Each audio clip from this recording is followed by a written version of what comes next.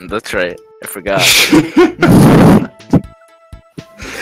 And with that, I think we can welcome you to another podcast episode. We are on the 25th episode, Wavelength of Lunacy. This episode is going to talk about Reisen, and we got guests here for this chapter. So, say hi. Say hi, Fran. Hello. All right. And welcome. Well, I am the co-host of today's episode, along with Genki. Oh, that means I'm the guest. I mean, We are joined by our two guests, BlazeDragon himself and Rosel. Okay, I've been demoted, but okay. What's up, everyone? Are we clear with that now? Do we have anything ready? Rosel, do you want to do an introduction? No. And with that, I think we are ready to go. So, god damn it, you guys. So we're talking about Reisen. You were here for the other boring character. What about it? Aya, I think. Right? Yeah. Okay, right. So we had you for the Aya episode, and now we have you for the actual main character, the one you actually use, Reisen. I use everyone. You say that, but we know what we are on, you know. So let's start with the presentation of the character as in the Toverse as usual. What do we got here? All right. So I think her first appearance was in IP, right? Yeah, because Soku came before that, and Scarlet Weather Rhapsody happened after Imperishable Night. Okay, so Reisen appears like somewhere in stage 5, I think. Stage 5 or 4. Imperishable Night. Okay. Stage 5. Right. So and that's basically the first time you meet her. She's just a rabbit that's trying to protect the Aaron and Kaguya from being stopped by Reimu and Marissa. She gets beaten up. She's not really that strong, even with her eyes of lunacy. She got there because she used to be a pet for like the princess of the lunar capital. So I don't know what happened to her honestly, but it seems that she escaped the moon for some reason, probably rebellious or something. She used to be like a commander though, so that's kind of cool. So that's probably how she gets the army because she's a pussy. Yeah.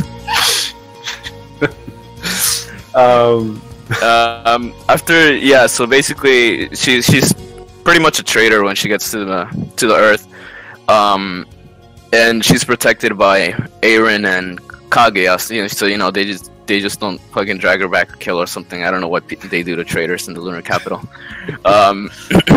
So after Reimu just beats her up, the whole story's over. Then comes Scarlet Weather Rhapsody, and she just goes off and investigates. Gets beaten up by Remelia as well. Gets beaten up by Yukari as well. Eventually she just realizes that it's Tenshi, and Tenshi just tells, "Oh, I thought it was fun," and then that's how the Scarlet Weather Rhapsody story ends. So she appeared first in the 7th game, but she didn't appear in the first fighting games for some reason.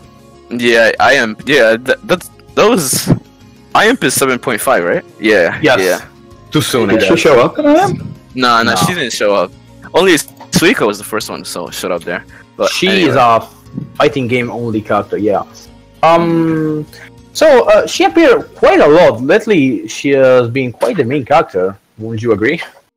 Yeah, I mean, despite even outside of the games, in the locate thing where she was sent to the moon to save it from being destroyed by fairies and the other bitch who sent out normal looking bullets. I forgot her name. What was her name? Yeah, Junko. That's right.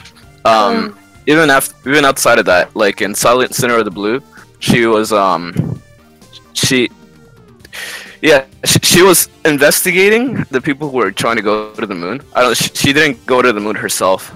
And in other manga, she has her own manga to Rabbit of the Moon and Earth, even though that's just kind of like a comedy thing. Doesn't really affect the story too much. then she's seen like as a drug seller in the village, which she kind of like hides from everyone because she doesn't really want to be found out as a yokai. So she appears very often. Well, so basically, in short, she's quite the main character. And so, from what you know, you guys, I mean, would you agree that the presentation that she has in Skyward Rhapsody or in Soku is faithful to her? Nah, because she's too good in Soku. What do you say, Rosel?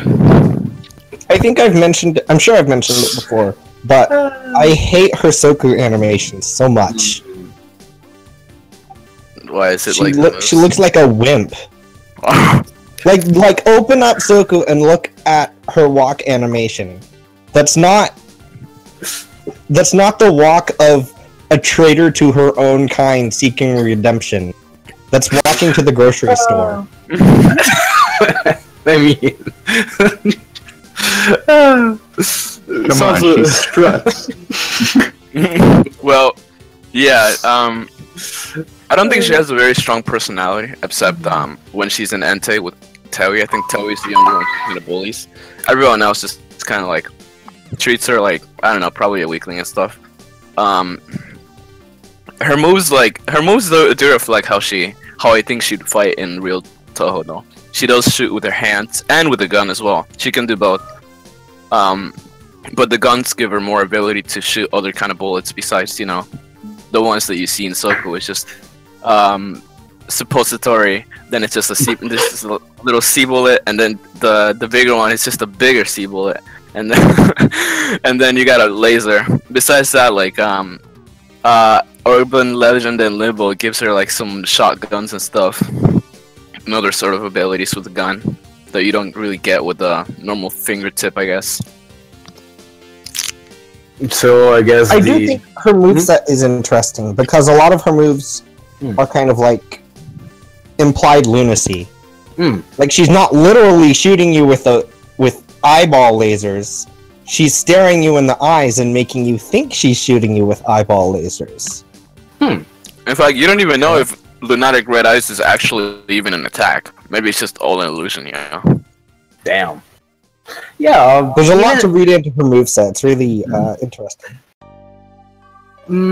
I feel like even her blocking animation is just like you hitting the air because lunacy and everything. It's pretty cool. Right.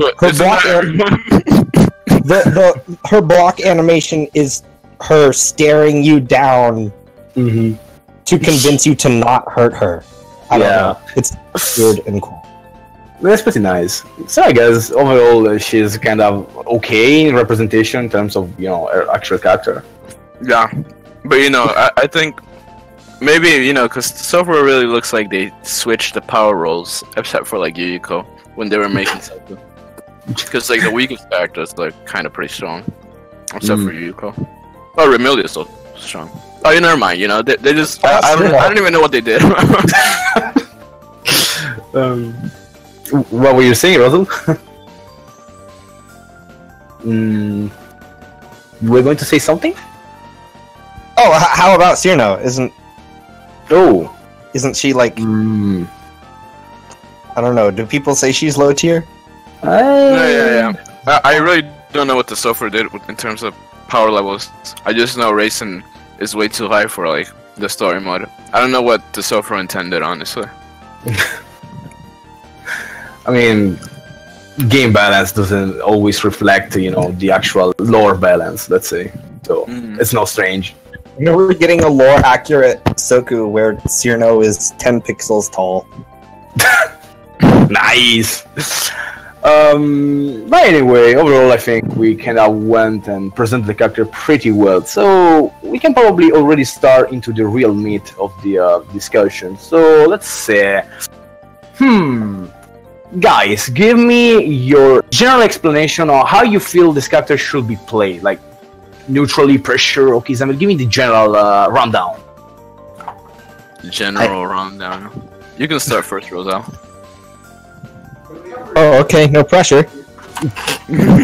Go Go ahead. I personally, I'm not the best player, but I feel like a technically optimal play would be, she's kind of built like a mid-range zoner. B bullets are stupid. Air backdash is stupid. And her melees are, stupid. So pretty good. She has, the thing is that she can't, punishing or approaching with her is kind of hard. I feel like most of her bullets don't actually make great approaching cover. Aside from Ripple Vision, which is matchup dependent, some characters can eat it pretty easily. So you kind of, I don't know. I feel like she kind of does a Remilia thing where she tries to get the opponent to do something stupid, and then can capitalize on that and do 8,000 damage with one knockdown. Yeah, that makes sense. Because I don't know, rockets are good if you can detonate them. Like, default 236 is pretty insane if you can detonate it on the screen. That's a lot of space control.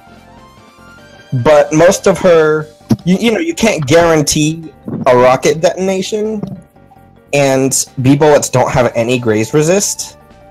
So I feel like most of her bullets are really great for sniping and clashing, and not actually that great for setting up an approach.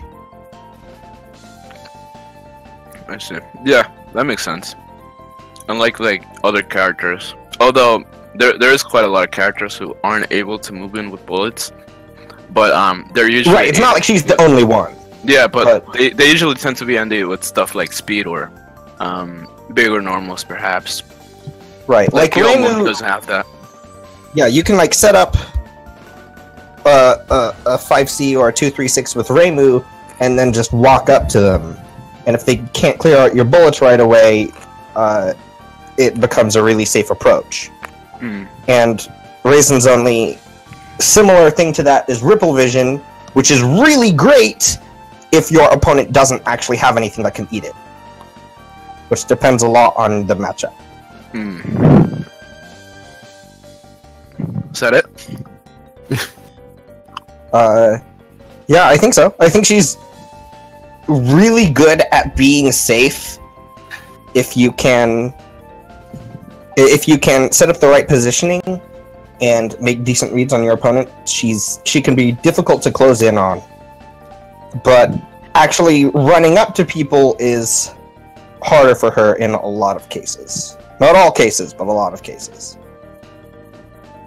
Yeah, this is usually how I see Marcel play. He doesn't really run away, but he's really good at staying at a good medium distance, which is where Reisen gets the most out of her B bullets, I say. But you have to really get to know that distance in order to not be shooting bullets too far away for a combo, or too close to be punished easily, because there is a distance in which you can punish her. Yeah, there's there's a sweet spot where you're close enough for your bullets to be threatening, but far away enough that you can be safe if they try to graze through them. So she kind of dominates the space around her, with rather than melees and stuff. Right. She has a wide danger zone around her, and a lot of attacks that cover that danger zone, and then combining that with her B bullets makes her a huge pain in the ass to actually get near. Alright.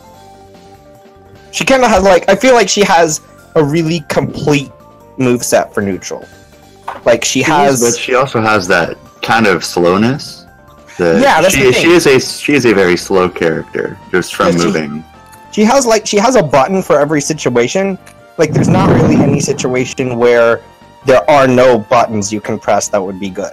There's always something you can do, but but actually, like, running in to punish something from far away is not. It's a little harder with her. Yeah, that's pretty fair. I like to judge characters based on how well they can defend, and Reisen actually has. She's got a lot of gimmicks that can help her defense. I mean, she's got the air melees, which can kind of mash out of a lot of air pressure. She can crouch, and that'll, unless you're kind of really tight with a lot of your strings, that will low profile a lot of stuff, at least mid screen.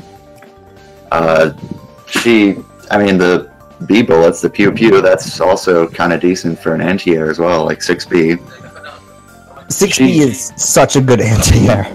It's and even 2C can low profile a lot of stuff. I know that I can't actually punish a whiffed 2C as Reimu with 4A because it low profiles it. And the recovery is also low profiled.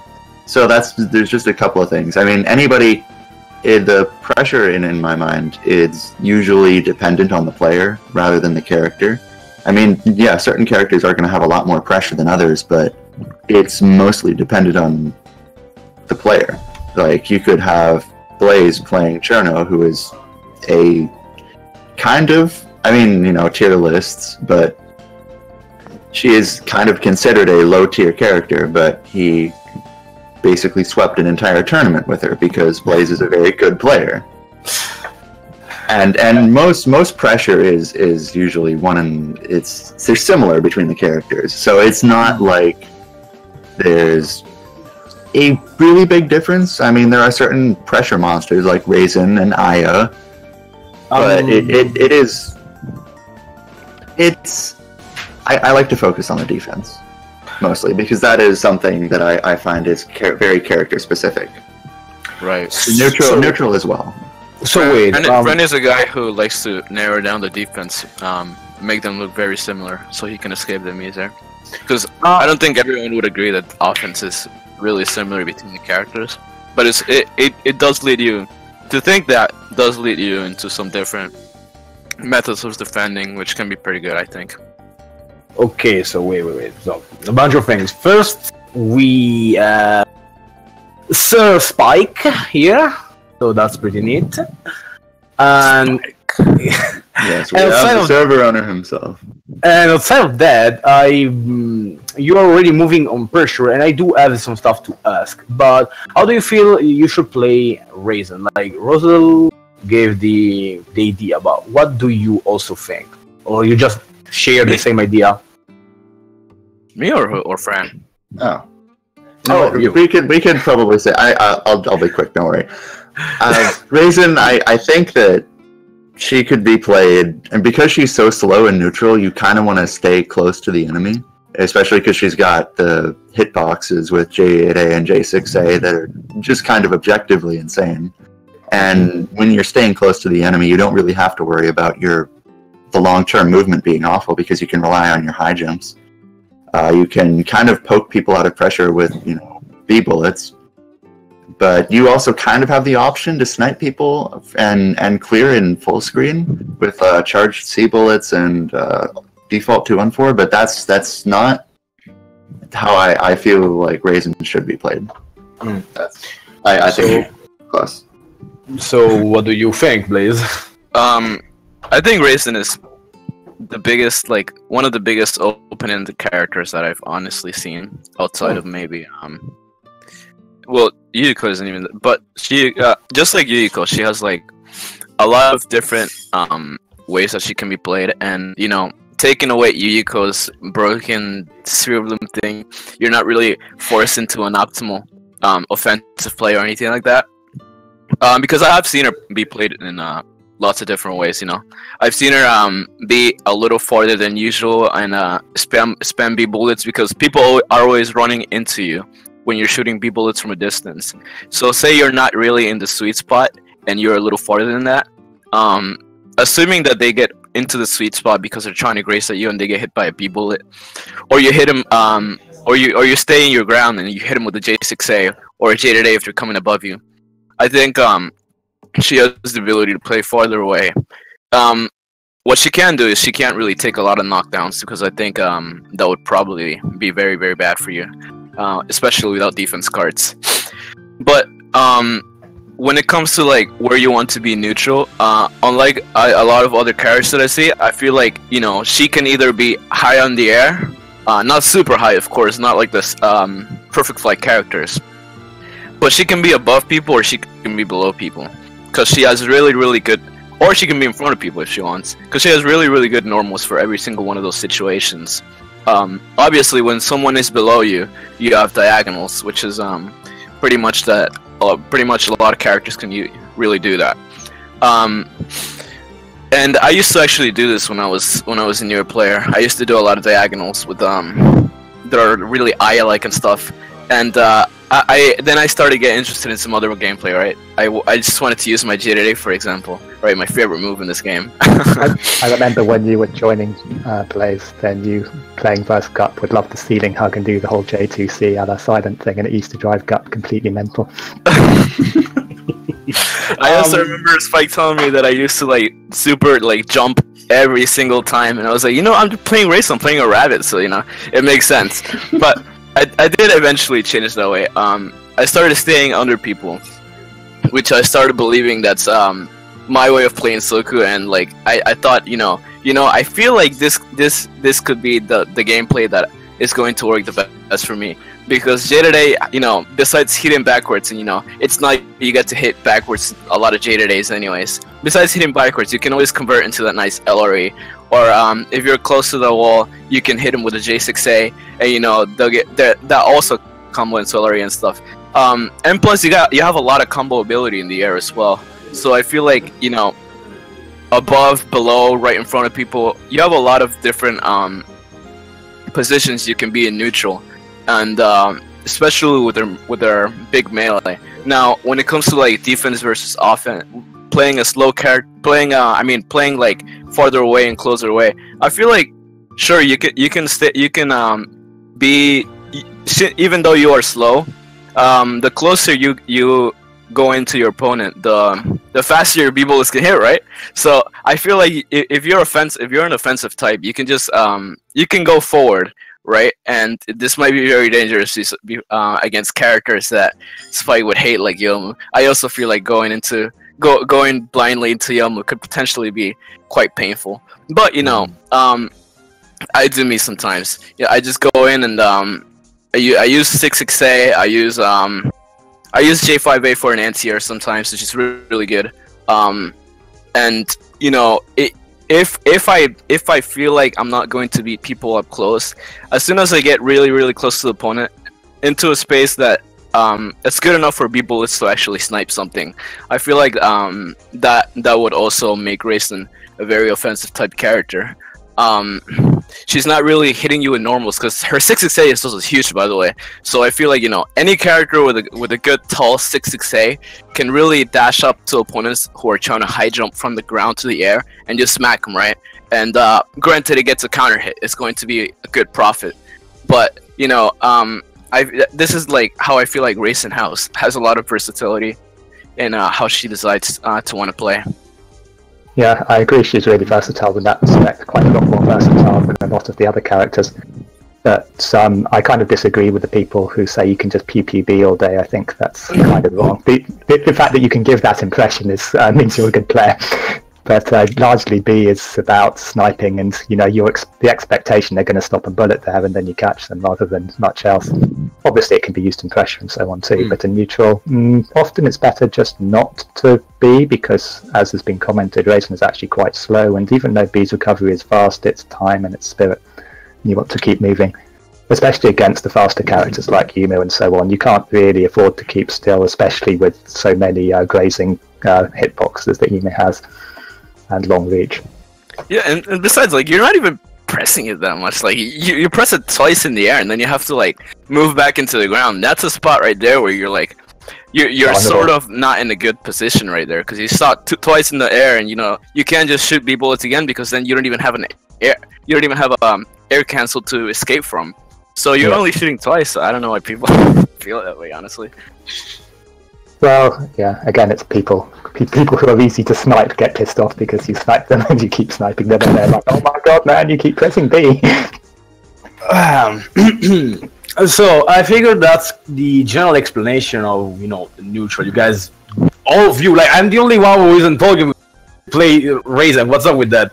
Anyway, so I guess you explain how the neutral should be played. Tell me, how do you pressure? I know that Reisen can usually do something like 2-3-6 and then instant G6A, so you keep the opponent stuck on the ground and you will get another loop or beat the egg jumps and so on and so on. But what's the actual idea, Instant J6A is not actually as good as you might think. I mean, sure, it's great for catching people who panic when they see the 2-3-6 come out and immediately try and BE it, as long as they BE up, or the larger characters if they BE forward. But even you can actually BE backdash a J6A. The number of active frames on it is so low. I think it's like 1 or 2 frames.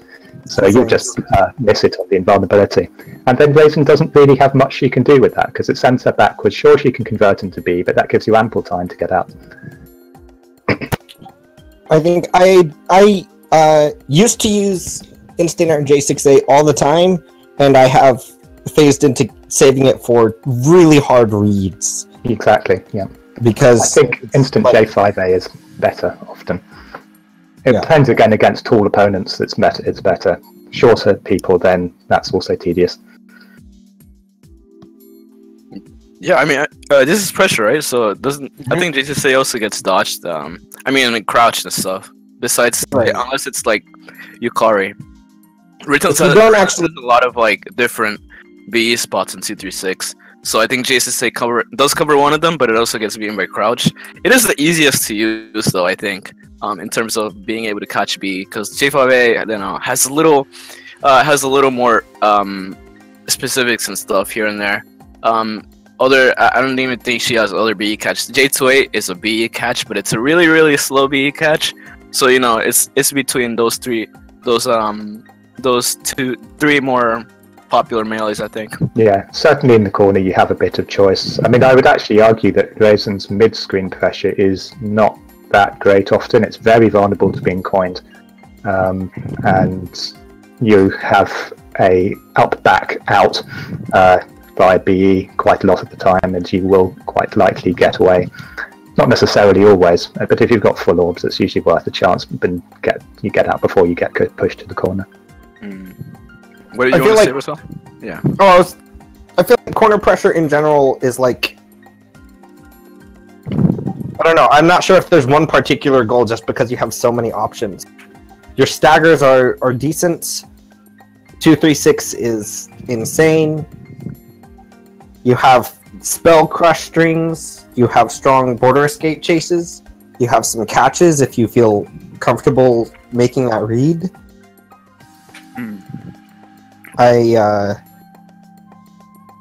Genki was saying, like, what's the point of pressure, and the point of pressure is to do damage. You don't there's not like a specific thing you have to do just because you have so many options. You can say your goal is to get people to border escape 2-3-6 badly and give you an easy chase, or to hit a button, or land, or get them to block low and reset off of 6A, or just do 2-3-6 a bunch, and not care about crushing at all, and just do a bazillion chip damage. Yeah, that's what really I feel like. A lot of it comes down to just reading the way your opponent plays, and because Reisen is versatile, you can decide if your opponent is always scared and BEing, then great, you just go for the catches, but if they're not, then you can level up your 2-3-6 and do lots of chip or whatever. I mean, Reisen's 2-3-6 is good for chip, and people call it out a lot, but it's not actually as good as some other characters. I mean, there are plenty of, take like Alistol's spinners for example, the chip on those, especially as they level up, and you've got a load of them stuck on you, is insane compared to 2-3-6 until that's quite leveled. I think Patch's Flamethrower. And yes, Patch's Flamethrower is also another one, and Iku, freaking heck. There's chip that can go on that. But, I think the main thing that makes 2-3-6 good is just that it's so easy to throw out whenever you want.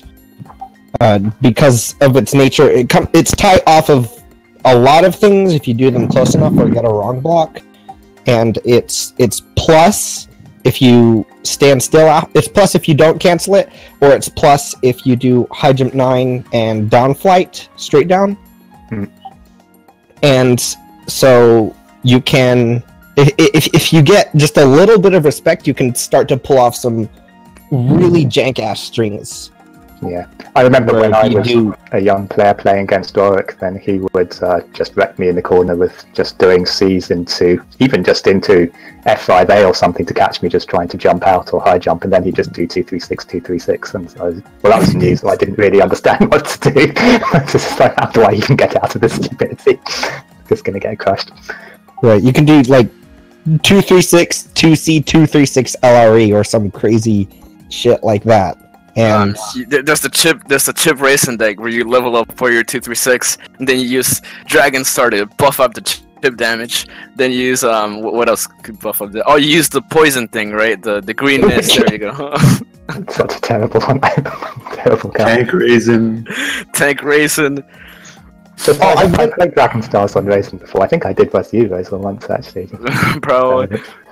But, I want to point out, I complain about this a lot, but when every once in a while, still, when I crush with LRE, someone will see that I got like 1 or 2 hits on them, and the damage counter reads 600, and they're like, "Wow, that was not worth 5 cards." And I want to let them know that LRE does a minimum of around 2,500 chip on block. And if you crush with LRE, it's roughly a minimum of 3,000 damage. It's a high damage card on crush. It is significant. Yeah. It's not something, oh yeah, you just crush with LRE. It does chip damage, and even you just have to get the crush. It's absolutely insane chip damage. Though I do think that it's better to be used like maybe like 4 orbs down, because like if you just crush 1 orb with it, like you don't really have any other you don't even have any other spells to really keep up going with the crushes. Because 1 card is really good when the opponent has low orbs. But if you use all your 5 cards in the first orb, then, you know, I think more can be done there. I'd argue Reisen doesn't really care too much for crushing. I mean, you can play her that way, definitely, and do it effectively, especially if you have an over-respecting opponent. But largely, I think she's quite content with just a single crush, and whatever, that's already tips things quite heavily in her favour. Yeah. You can not totally... Like he likes to go 5-card crush, and it's like 5 orb crush. Yeah, if you want to go snowball route, then obviously you'd pick another spell over LRE, but I find that she does a lot of snowballing without actually bothering to crush, and just vortexes people by crossing them up in the first place. Oh, that's OP, yeah. So you can kind of like do an LRE crush, and then now that they're at 50% health, you can just skip into doing jank cross-ups and get another 3,000 or 4,000 in. I think, yeah, so one thing for the crushing, for the blocking thing, I've noticed also the chip damage was something I learned, that in Scorching Sun, especially after J8A, you can just press LRE and watch them burn and take the chip damage and maybe get crushed as well, but they're just stuck up there in the middle of the air taking chip, both off LRE and the Scorching Sun, so that's great. But where was I going with that? Yeah, I think that Reisen is at her best when she it is kind of living up to her thoughts of being, you know, lunatic inducing illusion induction. You want to make your opponent scared about getting up in the corner. You want to be always doing some sort of cross up, whether it's the standard sub stuff, which everyone knows how to deal with these days, but even things like something I learnt off Blaze, which was the infrared field, the purple field, and then high jump, and then J4-4 into J5A to catch people as they're getting up there if they try to high jump out. And it just gets people really scared, because you have the choice of J5A, or if you see them tech, you go into J2A and you backwards hit them off that. So you've got lots of options there. People just they act very cautious because they are scared of getting knocked down and scared of ever getting up again when they do. I'm not sure what the schedule is, so I don't know when we're moving on from here. But before we move on from pressure, I want to offer the audience a public service announcement that the one card rings Corolla Vision is plus on block. Everyone in the beginner channel, I'm going to do 6-6A after it. Stop mashing. You can also do F5A after it if you're close. Yeah, F5A, that's fine. You got more follows. Conversion. You can do F5A, but if someone high jumps, then you often get an entire counter hit F5A, and that doesn't have any combos. Yeah, that one card, that's actually some new tech, I think. Unless, Spike, you've seen it like a long time ago. But like Sphere discovered it in like 2015, I think, and he told me to use it because it was apparently plus or something. I was like, oh, nice. I mean, with 236, it's worth it, I guess. Sometimes. I love this so much. Yeah. What moves can you use to make the one card plus or tight? I should say. You just have to be at any F5A distance. Yeah, I think I wrote a list on the wiki page, but the main thing is just be not point blank and use 236 and you're good. Yeah, okay. I used to like Corolla just because using it would stop them being able to be either 236, so they ate all the chip off that, then they had to block Corolla, and of course they're taking orb damage doing that too, and then of course you're plus. But I also used to carry that card a lot just because you could use it to weather cycle, because if there's one thing Reisen hates, it's bad weather like River Mist. It's just absolutely terrible for her, and that card can get it out of the way. It is my favorite spell. Alright. Genki, you got a schedule on? Sure, I do. I'll let you guys talk between you because I think it's way more entertaining. Anyway, so I feel like going from pressure, we're talking about how, Reisen damages the opponent when she got in the corner. But what happens when she is in the corner? What do you do when defense arrives? What do you do? What do you do? What do you do when you get knocked down as Reisen? You give up. Yeah, You backdash a lot, and then you high jump a lot, and then you claim it desync. Go ahead, explain to me the problems Reisen has and what the solution can be. She's very slow. That is something that is a hindrance to her when she is getting chased, because if she wants to get out of pressure, she has to escape. Somebody like Remelia, she doesn't have that many defensive options other than low profile, and she has a very fast walk speed, so she can just sort of walk backwards. Wait, but Reisen doesn't really have that. That's not right. The walks. Oh, that's Remelia, right? Yeah. Okay, yeah. I feel like Reisen's only real character-specific option is low profiling. Something like 2C is actually a pretty good mash tool just because it makes you super tiny and has a decent range. I mean, I've only seen other than that, I've seen it before, and I've actually had a Alrisic use 2C and it would whiff, and I still couldn't even punish it with 4A as Rainbow. Because you need to time better. Okay, if you jump out of it and come back in with an aerial, then she's fucked. Yeah, but it's awkward. It's a very awkward move to punish because you aren't expecting to have to do that. You're point blank with somebody using a move that whiffs. Oh, I'm just going to punish with 4A, and that just doesn't really work that well unless I guess you time it better.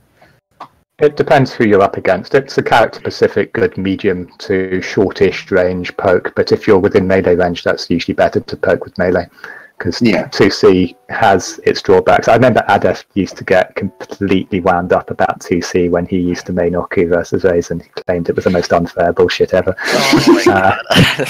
And that sounds kind of sad, given some of the things Oki can do and some of the punishes Oki can have. I mean, I used to play the 2C game against Alpha for quite a while when I was playing him, but eventually he got wise to it and he found out how to pretty much reliably get a 2.5, 3k plus punish if you use 2C to try and do anything too silly. Yeah. So, I mean, it's not like it's another option she has, but it's not that great a move, and it's particularly bad against characters who have low invulnerability on some of their moves. So Komachi's F5A will beat it outright, which is really tedious due to Komachi getting invulnerability in her F5A. Oku 4A is another one, and obviously there are plenty of others around. Well, in terms of defense, I think besides her Okizeme, her wake up, she's sort of normal, except on the B height, which is kind of short. But the thing about that B height is also that Reisen, for some reason, disappears half of her body when she's jumping. I don't know why. Even though it's a low B height, even though it's actually one of the lowest B heights, I think. Since her body just like half her body just disappears for I don't know how long. You do need to like catch her as if it was like a normal B height. But when it comes to like her wake up, I really think that wake up is really it's something that really gives her, because you know you have a lot of it's not just Fear of them that you get set up on, you know, it's easy Sakia spell setups. Even Sanae has 2 bombs that she can actually just always hit Reisen with when she's teching in or out of the corner. And there's also a lot of other characters that have their own kind of like 1 bullet maybe, or even 2 bullet setups on different techs, right? For Reisen at least. Yeah, Reisen has a very slow tech. Right. Yeah. I can already hear Splinter typing furiously. The worst part, I feel like the worst part about her ground tech is that if you're playing against someone who knows how to set it up right, you will always wake up in the corner. Even if you tech out, you still wake up in the corner, and that's the worst feeling. Yeah. I think the other problem is that she is also quite far. Well, no, I mean she's slow to wake up, and her tech is slow, but she has a few frames after she stands up. Not as many as Raimi, but where she's not really vulnerable. But you can get wrong-sided really badly by this, especially by Yumi J2A and Ramilia J2A overheads, and just get completely comboed again. So it's another thing where you just don't want to take out the corner because the risk of cross-up. Because you're so small and thin yourself, it's really hard to tell which way you're going to get going. And if you're in, you know, even delay 4 or something like that already rollbacks, you just don't have a hope, because you may even see it right, but you know it might roll back and you saw it wrong. Whatever, you just like whatever completely. Especially when Yumi comes in with a 5 card after a delay on that, and you just okay, very good, clap. What do you guys think about Undersense Break? I've been meaning to experiment with it more. I feel like it has potential in certain matchups. I know I've heard about it a lot against Bloom Yuyuko because it goes under 6/6A, but I haven't actually tried it that much against other characters. I don't know exactly what it can low profile or what that might be useful for. Well, it is a DP. Does it have full invulnerability, or is it just upper body? Upper body. It's upper body. Yeah. It's upper body, but you can sort of with most upper body DPs, you can use them as sort of a frame trap.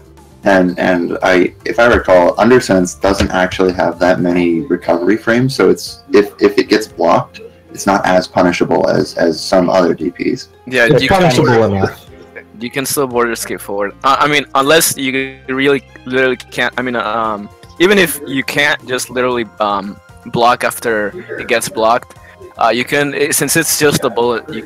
If you 6B while you're blocking it, you're probably getting a straight punish on that one. I don't know the exact frame disadvantage, but it's minus enough for you to get hit the vast majority of the time. Yeah, and if somebody it's raisable really as well. slow. Yeah, and it is a raisable. So one quite interesting use of it I found for getting out of corner was, at least back in the old days, I don't really run it anymore, so I don't know whether people have got wise to this or not, but in fact almost certainly, because it is really old days. But you could do a B6 out of the corner, especially against Ramilias coming forward, and then you could cancel effectively into Undersense Break, and it would hit backwards. Of course, Ramilia who just landed behind you, so you didn't have to pay the turnaround time. Oh yeah, because Raisen's dash, that's another thing. Raisen's dash makes her not have any collision boxes, so she can move forward, past people. She can just. I don't know. I might try this. You still have your hurt box though, so you know.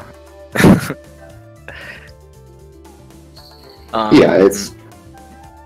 Yeah. Undersense Break, it can be used as a frame trap after something like Dial A, where people are expecting to be able to just mash something afterwards to immediately start another pressure. It's something that has upper body invulnerability things. They seem to, in my experience, have enough of a startup to where it does act as a frame trap after a Dial A. It's not quite as good as like a full invulnerability DP, but if somebody isn't like frame perfect on what they're doing, then it's probably going to hit them. And after dial Ace, they're just going to try to poke out. Honestly, I feel like if you're going to use it that way, you might as well just do 2C and get a knockdown. Yeah, I just like the Undersense Bird because you can combo it into like 4-card and stuff. And yeah, you can combo it into spell cards too. That part is pretty dank. But I still don't use it because I'm not really a defense guy. So I feel like if you need to, I don't feel like doing that is enough of a reason to run it over just putting in anything else. Yeah, that's kind of my problem with it, and it's there are better things, I think. I like to level up 236 for the damage off chip, and also for the fact that you've got so many corner combos that go into 236, and every level's an extra 100, 150 damage plus more chip, and that's just better deck space for me at least than Undersense Break. I did used to like it against Perfect Flight characters, because it made the Yuyukos especially a little bit more tentative about doing the old head crabbing thing, where they sort of wiggle around out of your 6B room, and you can't F5A them either, and then they just come in with J2A, but you could Undersense Break them as a cancel off 6B perhaps. Just made them think sometimes, but it's not really worth it. They get used to that as well. Right. I feel like it's one of those cards that's not bad, but it's, you know, it would be a great card if she didn't already have 15 other top tier cards that she wants to run more of instead. I think honestly it depends also a lot how you actually want to play her. This goes back to us saying at the beginning that she's a very versatile character. If you want to play in a style where Undersense Break makes sense, then go for it. Like, you can make it work. I mean, apparently Marisol just feels like, you know, you have to run it on Yuyuko or else you just lose. But so I mean, I didn't think of that. I mean, even now, I'm still not really sure of running Undersense Break on Yuyuko. Maybe, but you know, I don't really have like good defense versus Spirit Bloom to begin with, so I'm not really sure of how to use it then. Besides 6-6A. I honestly. I say it's good against Bloom Yuyuko, but I don't have enough experience to be sure about that, because there aren't any Yuyukos that use Bloom that I can play against. Yeah, right. Matchup experience. So, yeah, I don't know for sure. I have a whole deck set up for Bloom Yuyuko that I never get to use. Well, Bloom Yuyuko, it is the optimal strategy versus Yuyuko, as Yuyuko, but it is a very specific setup, and it is something that most of the Japanese Yuyukos do kind of use that, right? Just sort of as a tactic. It seems that the Japanese Yuyuko players like to go for the death bomb setups, and Death bomb. They go for the time bomb setup. Sorry, Death bomb or Death Bloom. Death Bloom, whichever one. They use Sphere Bloom and they use Life Ticket to the Netherworld, and that setup is something that is in a lot of the replays that you see with the Japanese Yuyukos. But I agree, there aren't too many of those here. I can think of Ran. I know that he was using that in the Parts I don't United even need match. to like use it to escape Rams. Well, that's because he only actually got it off once. I mean, when I was making the video about the replay and I saw that, the only time that he actually got it off successfully, I mean, it was in neutral and it wasn't even near you. It was, and the one time it was actually close to you, you just mashed out of it with J5A.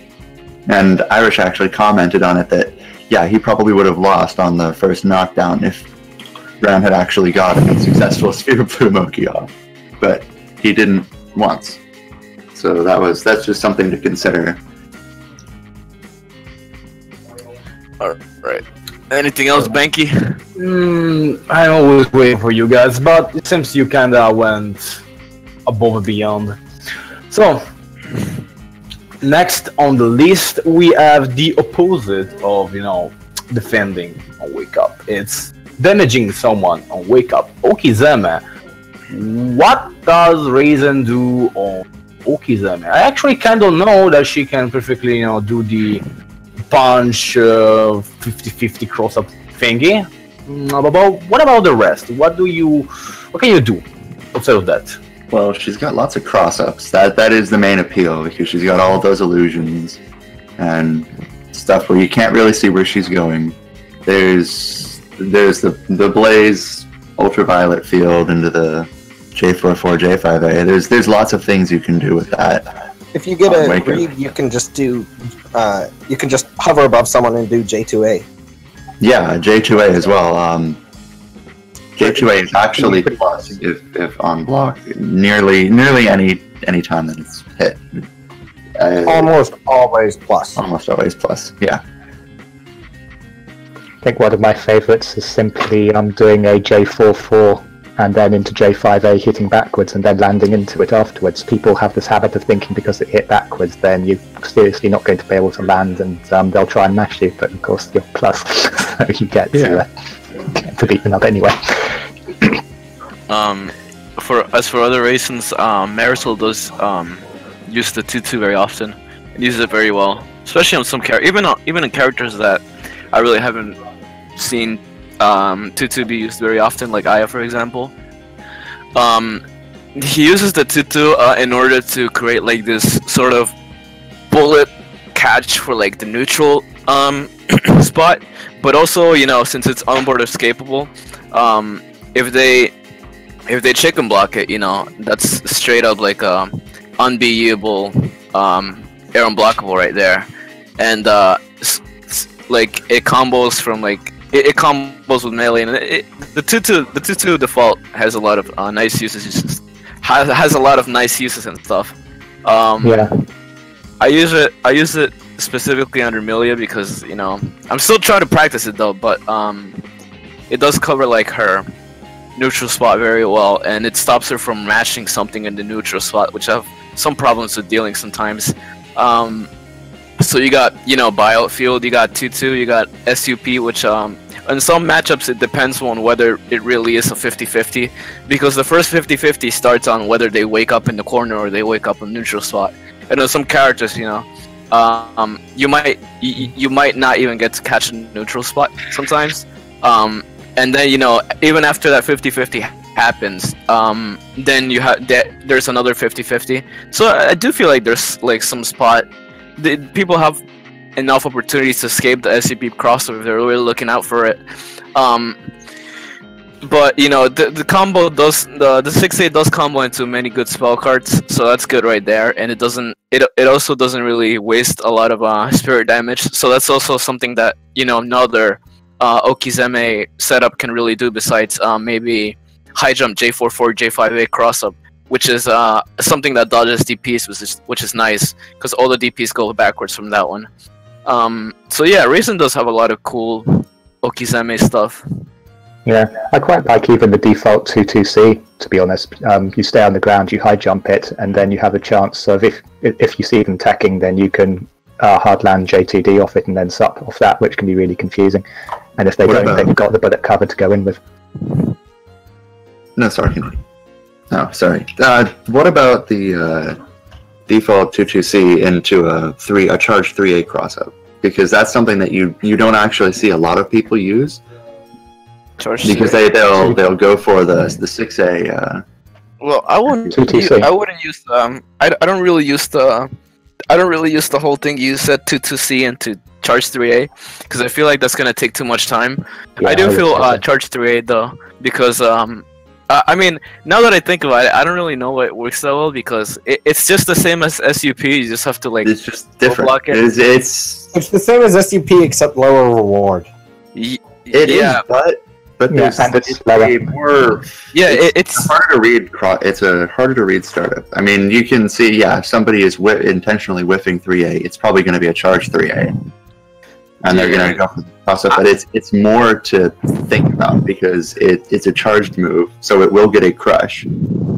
Yeah. It's great if you're against someone who doesn't know what it looks like. Yeah, exactly. Yeah. It's just another thing that she can do. Which, for some reason, happens to be like even the best players in the world. If they're expecting the 6A cross-up, and you go for the 3A.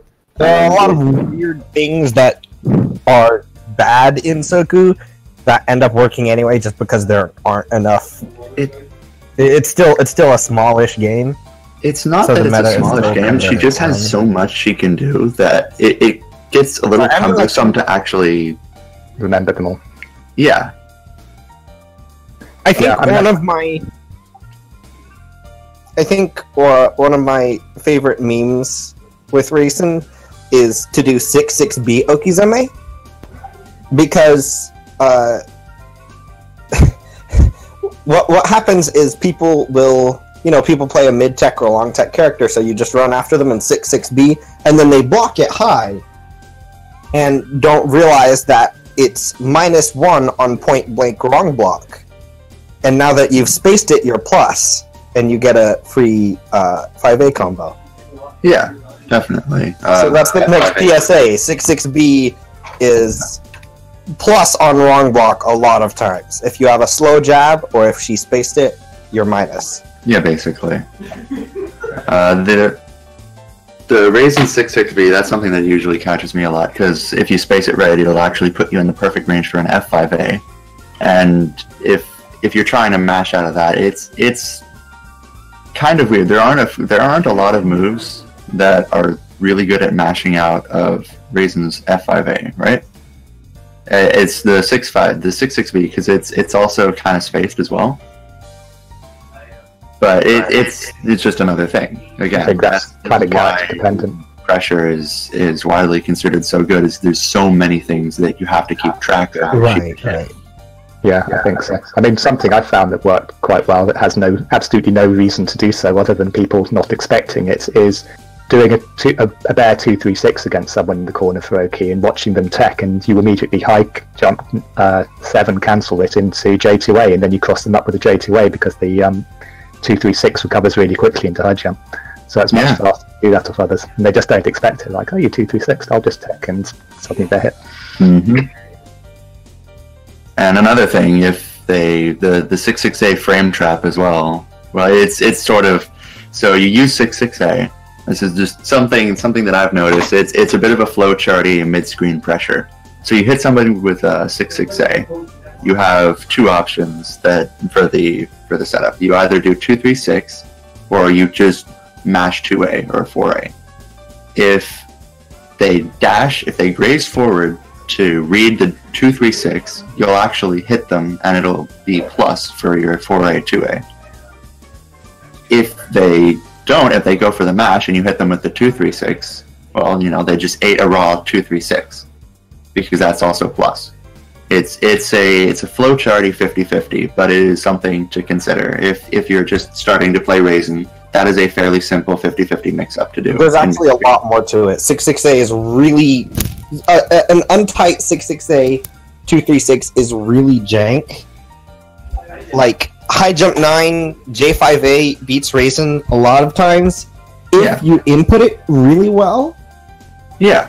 Exactly. I've never known how that works. I don't know if it works, because a lot of the times sometimes it works and sometimes it doesn't. I don't know if that's the reason. You have to delay the J5A, and you have to do it with really good timing, and if she does 2-3-6C, then it'll hit you anyway.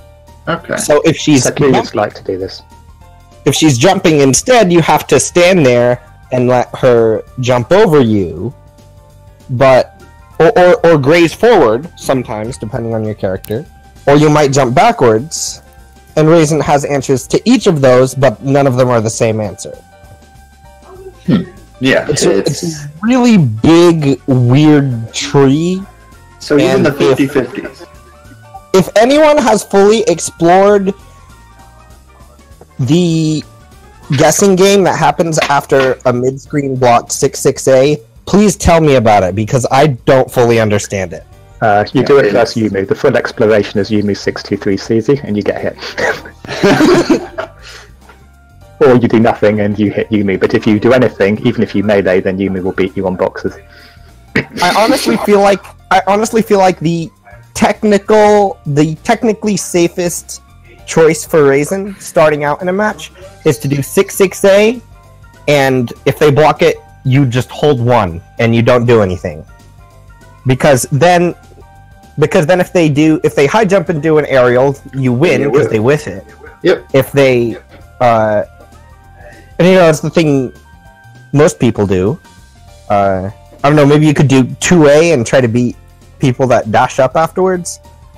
If they do a graze attack, then you win there, because you're usually plus there, you know, after you block it.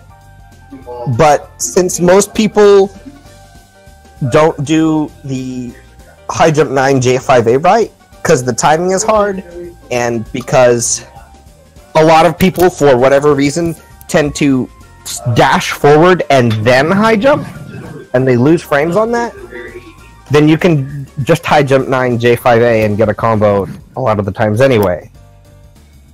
It's really weird and highly dependent on how much your opponent knows about it and what character. There are a lot of really weird variables. Just don't stop blocking it all the time. Just do something.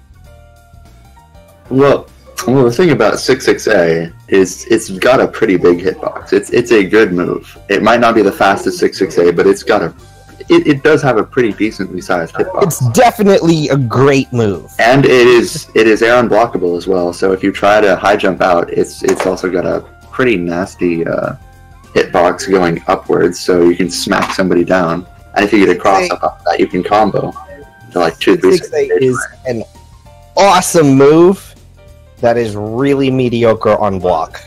Yeah, so what can you do to combat the 6-6A? So you got the high jump 9, but is there any way to really avoid it? Is there, if you're caught and the Reisen comes up to you, how are you supposed to deal with that? Don't be in front of her, low air. You set her out of it, like it's still a 6-6A, so you can just like F5A and stuff. Some characters go on have like good low hitboxes for it as well. Okay. Like this is the thing that happens with every 6-6A. You know, if you're inside the range, and you're not ready for it, that means you're in the danger zone. So kind of messed up right there. But you have to always like hit 6-6As out. Sure, depending on the hitbox too, but assuming like the hitbox and speed, like you have your options weighed in versus pretty much every single character. And it has a good 6-6A anyway. And can you just, so assuming you do block the 6-6A, can you safely just high jump 7 out? 7BE out.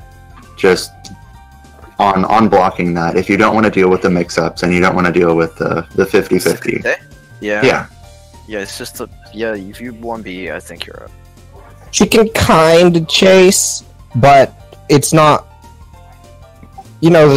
she has frame advantage, but she's not close enough to stop you from hitting the button. I don't think you just have to guess what button you're gonna hit. If she cancels into 36, she definitely loses the frame advantage there.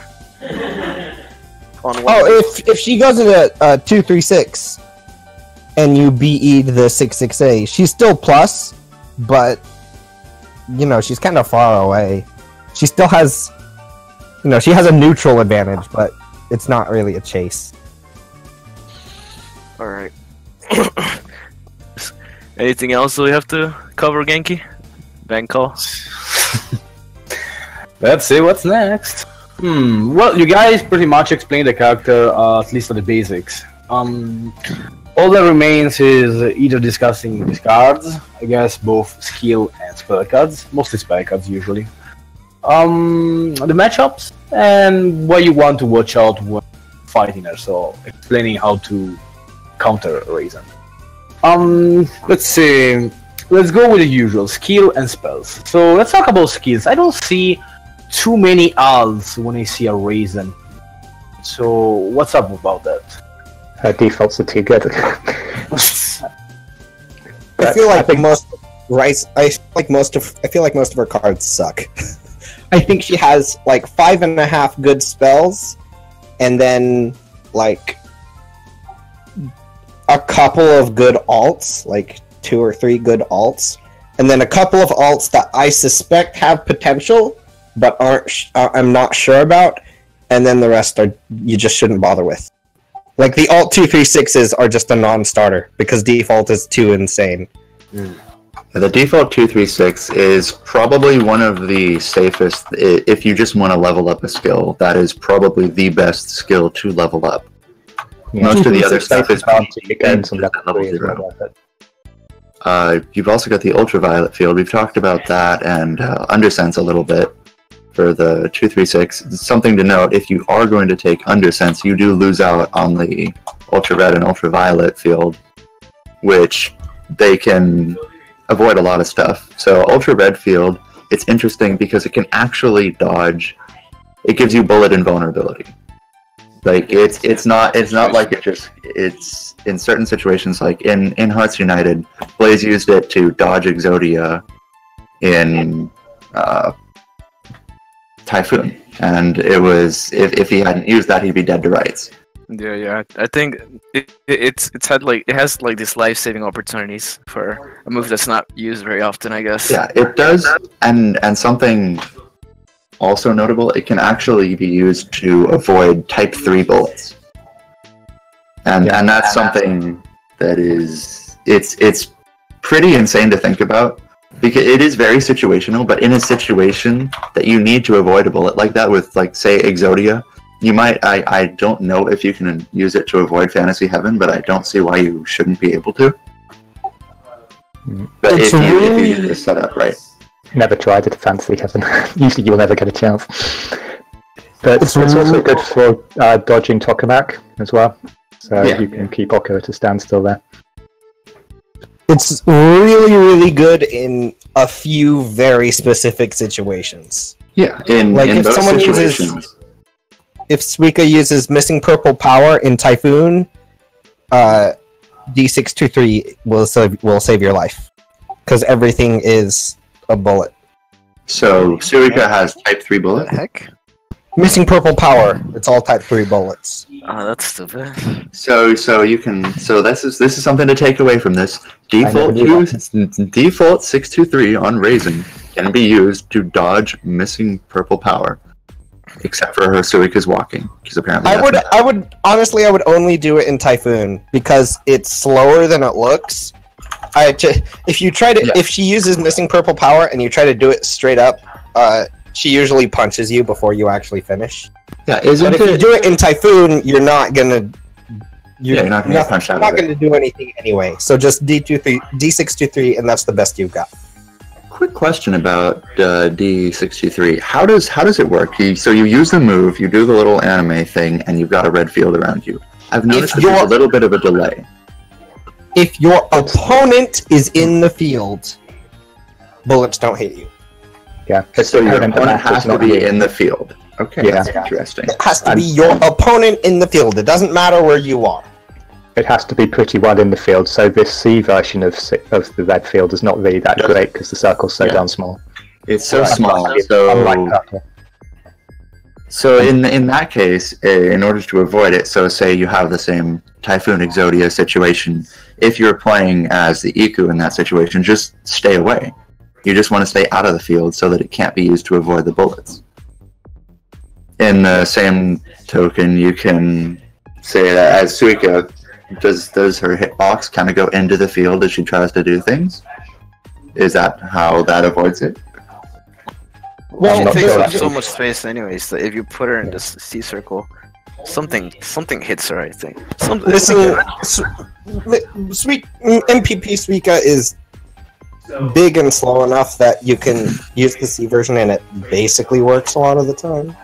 It's the way it works makes it really good against Tokamak though, like Spike said, because Oku has to be next to you to do anything, and the B version covers a lot of the space next to you.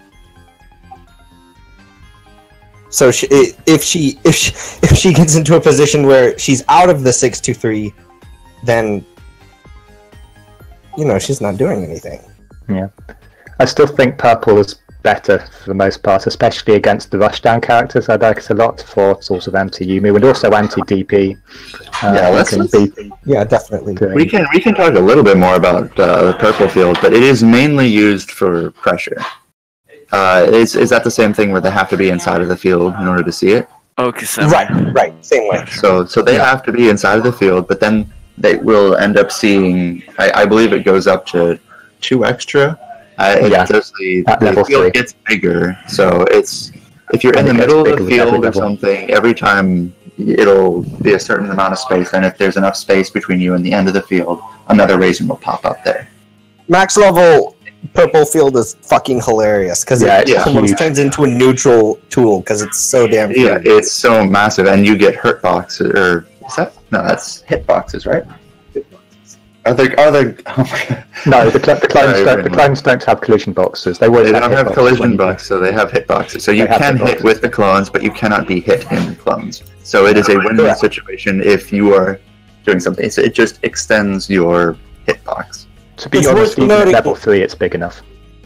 It's worth noting that the clone damage is severely nerfed. They do really low damage. It's really low damage. It's mostly used for cross-ups, and if I assume if you're using purple field on wake up, you have a lot of options because you have 3 hitboxes that are kind of spaced out, so you can cross up with many of them. So you can go for a backwards J2A, and if they don't tech, you can still have another one.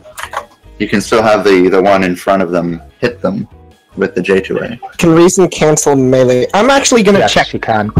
She can. Okay, never mind. You can cancel it because it extends your hitbox. It is a very strong tool. Now, even if they block it, you can still cancel. If you're using purple field and you want to use bullets, does that help with crushing? Can you use purple field to crush with like your B bullets? The thing is, the spirit damage is nerfed too. So the spirit damage is nerfed too. Okay, that's what I was spirit damage but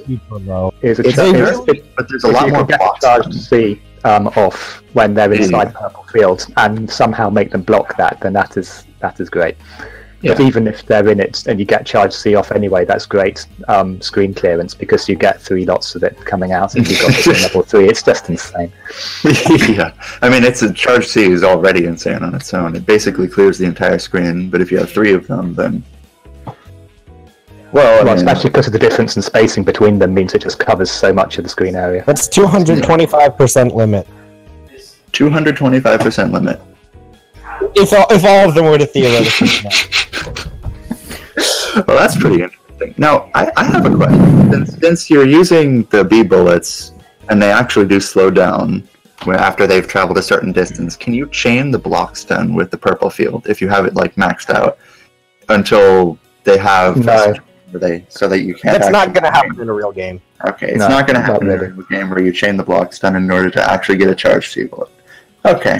It's hilarious. That is the most optimal way to crush, right? That is the most amount of orbs. Is a charged C bullet because it does like 2.1 orbs or something. It's pretty good, but to be honest, the purple field isn't great for crushing with, and it has the other problem of using it on Oki. That usually Reisen wants her Oki time just to start recharging her spirit after her combos, because usually her combos involve using a lot of spirits unless you happen to a lorry or whatever. So if you use the purple field as Oki, then you often only have maybe 2 orbs, and you've got a whole 2-second delay. So if you do not manage to get that hit or force them to block, then you're at quite a disadvantage as far as spirit is concerned. So the main thing is the spirit to use 5C and whatever afterwards. It's questionable. So purple field is it's most optimally used for Oki and cross-ups. The main thing it's good for is that you just get a bunch of melee hitboxes out to the side. And those melee hitboxes can be good for catching people trying to be... It gives you a lot more breathing room for catching the techs. I have seen it used to keep people out, like setting up a purple field in neutral against someone that's about to run at you, and then throwing out a J6A, which now covers half the screen. Yeah, I do that a lot versus Yumus and other things. No, I just one last question about purple field.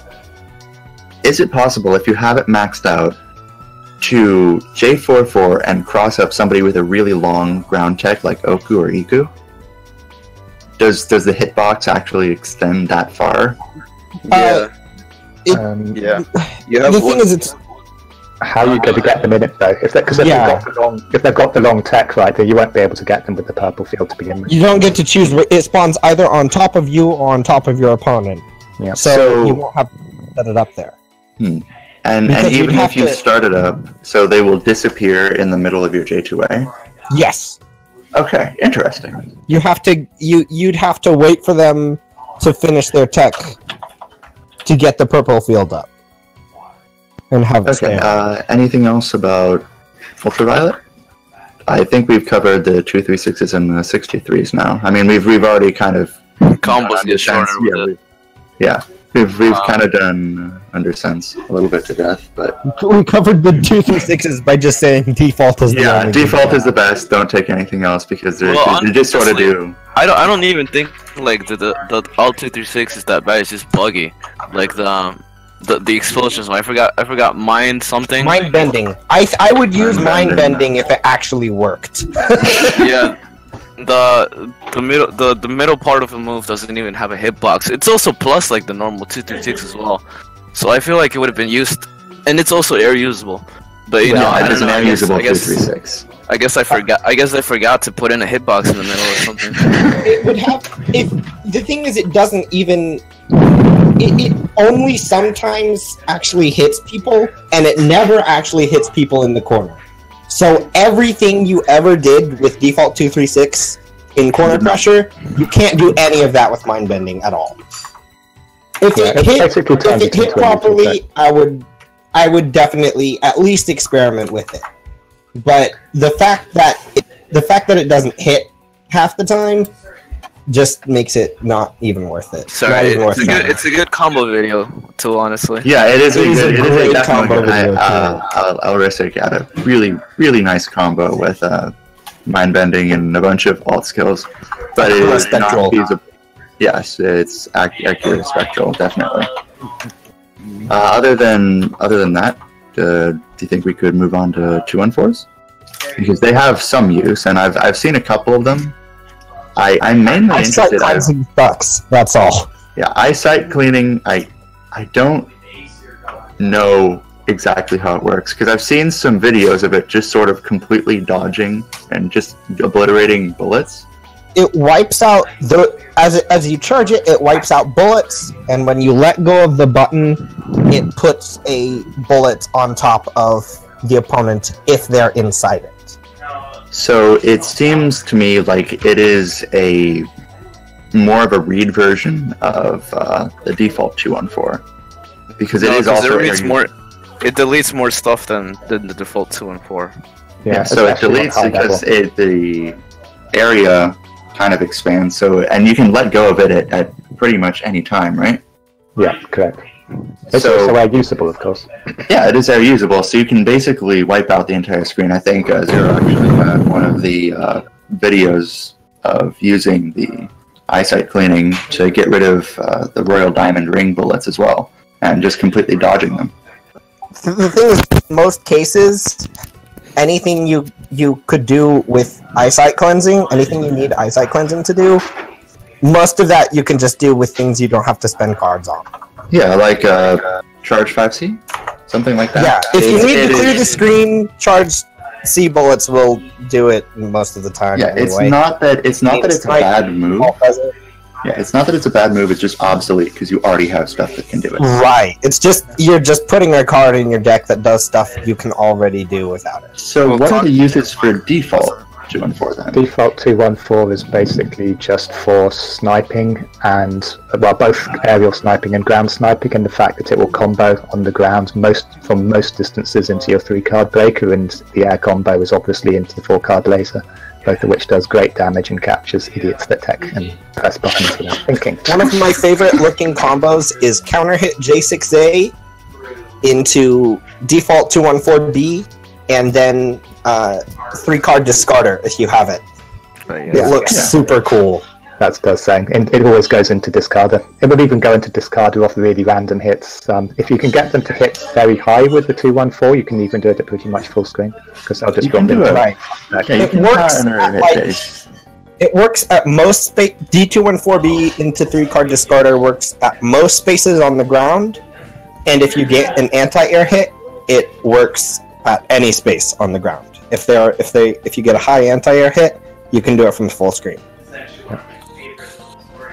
Yeah, you need to be about 2/3 on the ground is the limit. Okay. I feel like it's a bleh snipe. It's it's not bad. It's not It's bad. like okay. It's not bad, and there aren't really other things that do the move but better. So it's not like eyesight cleaning where there are moves that just do it but better. Yeah. So I feel like it is just another tool that is it's not repeated throughout the rest of Raisin's kit. Raisin does not really have another snipe other than default 2 and 4. I guess you can sort of do a C bullet, but it's not quite the same. It's a lot more it's the only thing that makes her threatening from far ranges. Yeah, it's the only snipe that stops people from setting stuff up against you full screen, especially so Right. Yes, definitely. I feel like it's a meh snipe until you add spell confirms into it. Because discarder makes it a good skill. Yeah, exactly. Having Lunatic Blast in your hand makes D214C really, really scary. Yep. I mean, it's easy to confirm. It's high damage. It increases the damage, I think. I mean, I think I'm remembering right, but I'm pretty sure that 214C into 4 cards is more damage than just raw 4 card. I actually don't know. I can check that. Well, the 2 and 4C can actually counter hit as well. It is that might make it do more damage. So the only other 2 and 4 there is Ripple Vision, and that is something that I have seen being used a while. It seems like a tool that's really good in neutral because you can it's slow, so you can walk forward with it, sort of like a Reimu default 236. And the longer it gets, it's sort of like a skill version of Corolla Vision. So the longer it goes forward, the bigger the bullet gets, and you can charge it up to make it have a lot more active frames and graze resistance. If you get a full D214C hit and then do Lunatic Blast, it does do more damage than raw Lunatic Blast. Yeah, you can also get if you get a 2 raw 236s and then a Lunatic LRE. No, don't do that. LRE, yes. Lunatic, no. Okay, not Lunatic though. Yeah. Lunatic's got quite cute moves just for coming in off a JB thing. So if you let the B bullets cancel as you land and go into the 4 card from there, then that does pretty good damage. Yeah. I think Ripple Vision. I think if you really want to, you can use it for aerial combos. So if you really want to, you can run it wherever and just use it for combos. Yeah, it does high damage, much easier to input combos.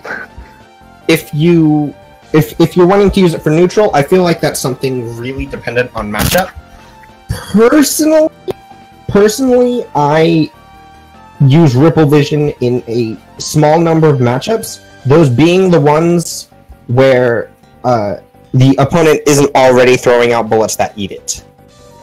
Like if you're playing against Reimu or Mei Ling or Marissa, all of those characters have B3 bullets, which is the exact same density as Ripple Vision, so they all eat your Ripple Vision by throwing out what they were going to do anyway.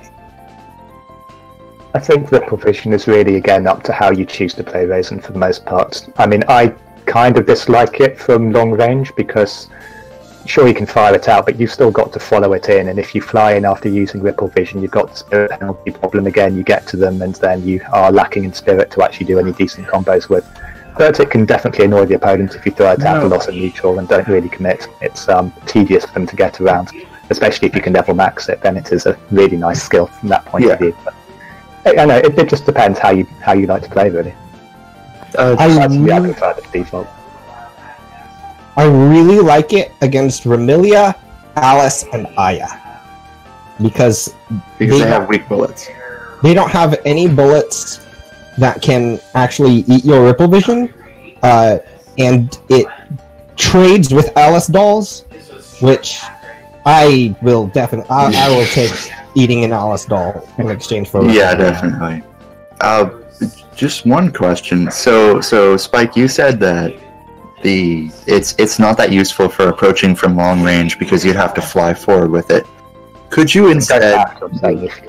Could you land cancel the recovery and then triangle graze forward? Would that would that at all help the startup? It depends what your. I mean, if you do it along the ground, right, your opponent is unlikely to dash forward through it to you. They're probably going to go into the air, and at that point, you're chasing, or you're having to deal with them head crabbing you, which is what you don't want as Reisen because you've got no real defense against that. Okay, interesting. But if I've seen Ran use it reasonably well against not terribly strong players, admittedly, but I've seen them use it to great effect there. I think I used to like it a lot just because it's, especially when I was using the gamepad, and it made Reisen's against the wall moves where you have to do a very tight cancel off, say C into J4 or J66 into J5A, J8A, and that was just really, really hard on the gamepad due to switching the D-pads around, and Ripple Vision was just super easy to get an as high or sometimes higher damage combo just from going Ripple Vision into. Sometimes you didn't even need to freaking cancel it. You actually give your plus enough on it that you can just go straight into melee with no cancel at all. Aerial J2A Enders. It's awesome. Yeah, that one. My favorite reason to run it, basically. Just the J2A Enders. Because the J2A has a ground bounce, so it's really good for Oki. Yeah, you get tons of wall bounce as well. Enders. Okay, so can you use it to? Okay, so can you use it at all to sort of use it to sneak into the corner? Was what I was asking, so that you can get a cheeky cross up in there on wake up if they don't tech. Because I know certain moves will just sort of let you place yourself in the corner. I know that Reimu's default 623B, if you enter combo with that, you will actually swap places with the enemy, and you'll be in the corner. I don't know that. I actually don't know. Like, corner cross-ups baffle me. Okay. So that seems to be it for default for Ripple Vision. Is there anything else to add? I mean, I like. I think another thing worth saying about it is that I was just going to say briefly on Ripple Vision is that as I mentioned before, the untech time is huge on it. So if you hit with it, then you have so much time to confirm to LRV. That is true. It's actually really good for combos. Yeah, I've toyed around with Ripple Vision in combos. It is against weak bullet characters. I like doing D214C as an anti-air. It's just huge, that's and they can't get point, through actually. it. The 214 is one of Reisen's few bullets that are not whiffing on point blank, so it is quite convenient for that. Especially the C version, you can get people out, and because it's air usable, those people who've been trained to just, or if you're one of those players who just likes to keep throwing out bullets in the air, then Reisen has nothing after C in the air, and if you get that grazed, you're stuffed. But 214 can sometimes be a bait in that you can go and just do that and then go into 214 and just catch them with it, and then it's a great combo because it's got so much fun. But it's not really one to do too often. Yeah, it's just another thing. It seems to be a theme with this character. It opens up a lot more options because it's air usable. Yep. Alright. So I guess that means we're moving on to the 2-2 moves. Now, it seems to me like everything but the default is just sort of gimpy, and it's a lot of gimmicks. So Disorder Eye is the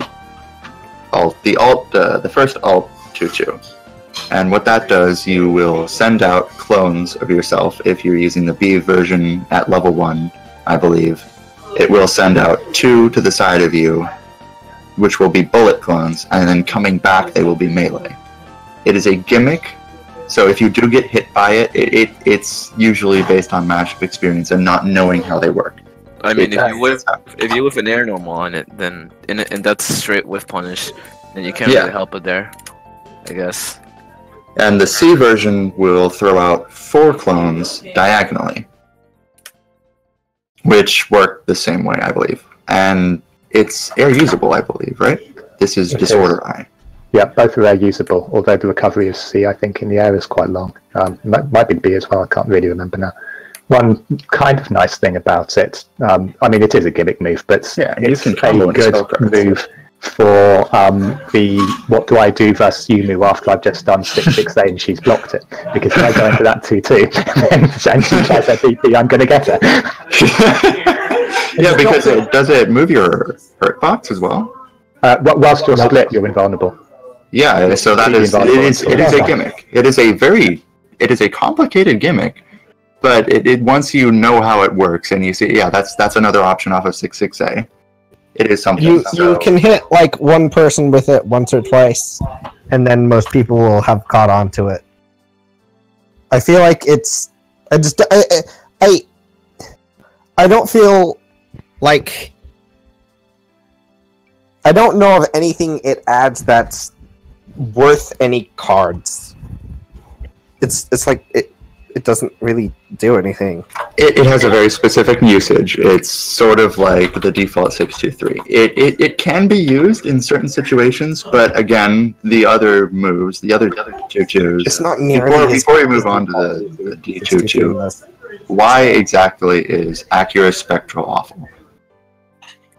I don't think so. still strongly suspect that Akira Spectral has a lot of hidden potential, but I am trying to not be bad at this game before I go back to using it again. Yeah, I don't actually think it's bad. I think it's a complicated skill that has potential, and I still want to explore it once I am better. I actually kind of like it against Yuyuko because of the way her wisps kind of cover a big blob of the screen, and that can, if you fuck up your positioning, it can be hard to get around those. Okay, just if you have Akira Spectral, just for clarification, since I actually never see this skill being run by anybody, just a quick rundown of it. So you use Accurate Spectral, you push 2-2B, and your character, Reisen, splits, it does the little anime thing, and a bunch of little illusionary raisins split up around her. 8 pieces. 8 pieces. You can use the arrow keys, so if you hold down up, is it after you let go of the button? Or is it just a timing thing? Timing. So it's a timing thing. So you push the D22B, or you just push the 2-2B, then you hold down up arrow. This is Accurate Spectral. The alternate 2-2. You hold down up, and suddenly you will be teleported or really quickly dashed up into the illusionary raisin that is directly up. You can do that in any of the directions. Correct. So it is another complicated 2-2 skill. So it does no damage. It goes backwards also. Yeah, you can use it backwards for maybe some sort of blue sky cross up. Can you cancel it? No. Yeah, because it puts you in the air, and you don't have a lot of air usable skills. Yeah. So that's why I kind of say it's not that great, because it doesn't. I don't understand what the purpose of it is. I don't understand what it come does. In here, because I remember he used to run this an awful lot as a new kid on the block, and I used to kind of laugh and say, well, it's my usual gripe with it. Well, 2 gripes was one, why is it not air usable to begin with, and you have to wait to level 3. But the other was the usual, heck, it's draining your spirit, you're on slow recharge, and now you've got to do something with it. But anyway, Blaze used this a lot, and then kind of stopped. Say, Blaze? I used it once versus Rosel, and because I felt like a scientist in one corner assault, and said, oh, you know, let me just use the teleport card. Maybe it was Yuyuko. And alas, I won the tournament, so I think I'll thank the teleport for that one. I feel like the reason I think it has potential is because it's the only card Reisen has that actually moves her somewhere. It's quick repositioning, and she doesn't have anything else like that. Yeah, it is quick repositioning. It can be a get out of jail. That was my liking of it. Although I never really mastered it, because again, on the D-pad, it was just too hard to accurately press the direction that you wanted quickly enough. I think against Yuyuko in particular, there might be some use for it, because the way her wisps kind of blob up the screen, if you fuck up your positioning, you can use Akira Spectral and just warp to another part of the screen and be a little better. And if she's running 3-card Wisp's Ring, then Akura Spectral is, that helps you get out of that, because otherwise you're kind of fucked. Yeah. Yeah, it is a move that can be used to get out of specific situations. Alright. I think it has potential, but I think it's also really hard to use, and you have to have a good grasp of fundamentals. But then we get to the skill that most people actually do use, the default 2-2, which is, it's not that these skills are really bad, it's just that they have very specific uses, whereas default 2-2 seems to have a lot, if I recall. Well, it's to me, Okizeme. it takes the Okizeme and some parts in neutral, I guess. But it's mostly just there because it's like default and stuff. I mean, yeah, it is. If I had the option, I think I'd probably choose Aqua Spectral for default. If I had. Yeah, I don't think it's an amazing skill, but it's a good skill, and it's default, and it doesn't cost any cards. And it is Okizeme. It is really the only default Okizeme skill, because you don't get Ultraviolet up by default. Right. And those are the two main Oki skills, right? It is good Oki, I will say that. Yeah. It's also the only one that she can really use as a reliable anti-DP versus the Yumis and stuff like that. Yeah. Well, so could you potentially do something like a 6-6A and do a 2-2B in neutral and Too get slow. past the Yumi? Okay, 2-2.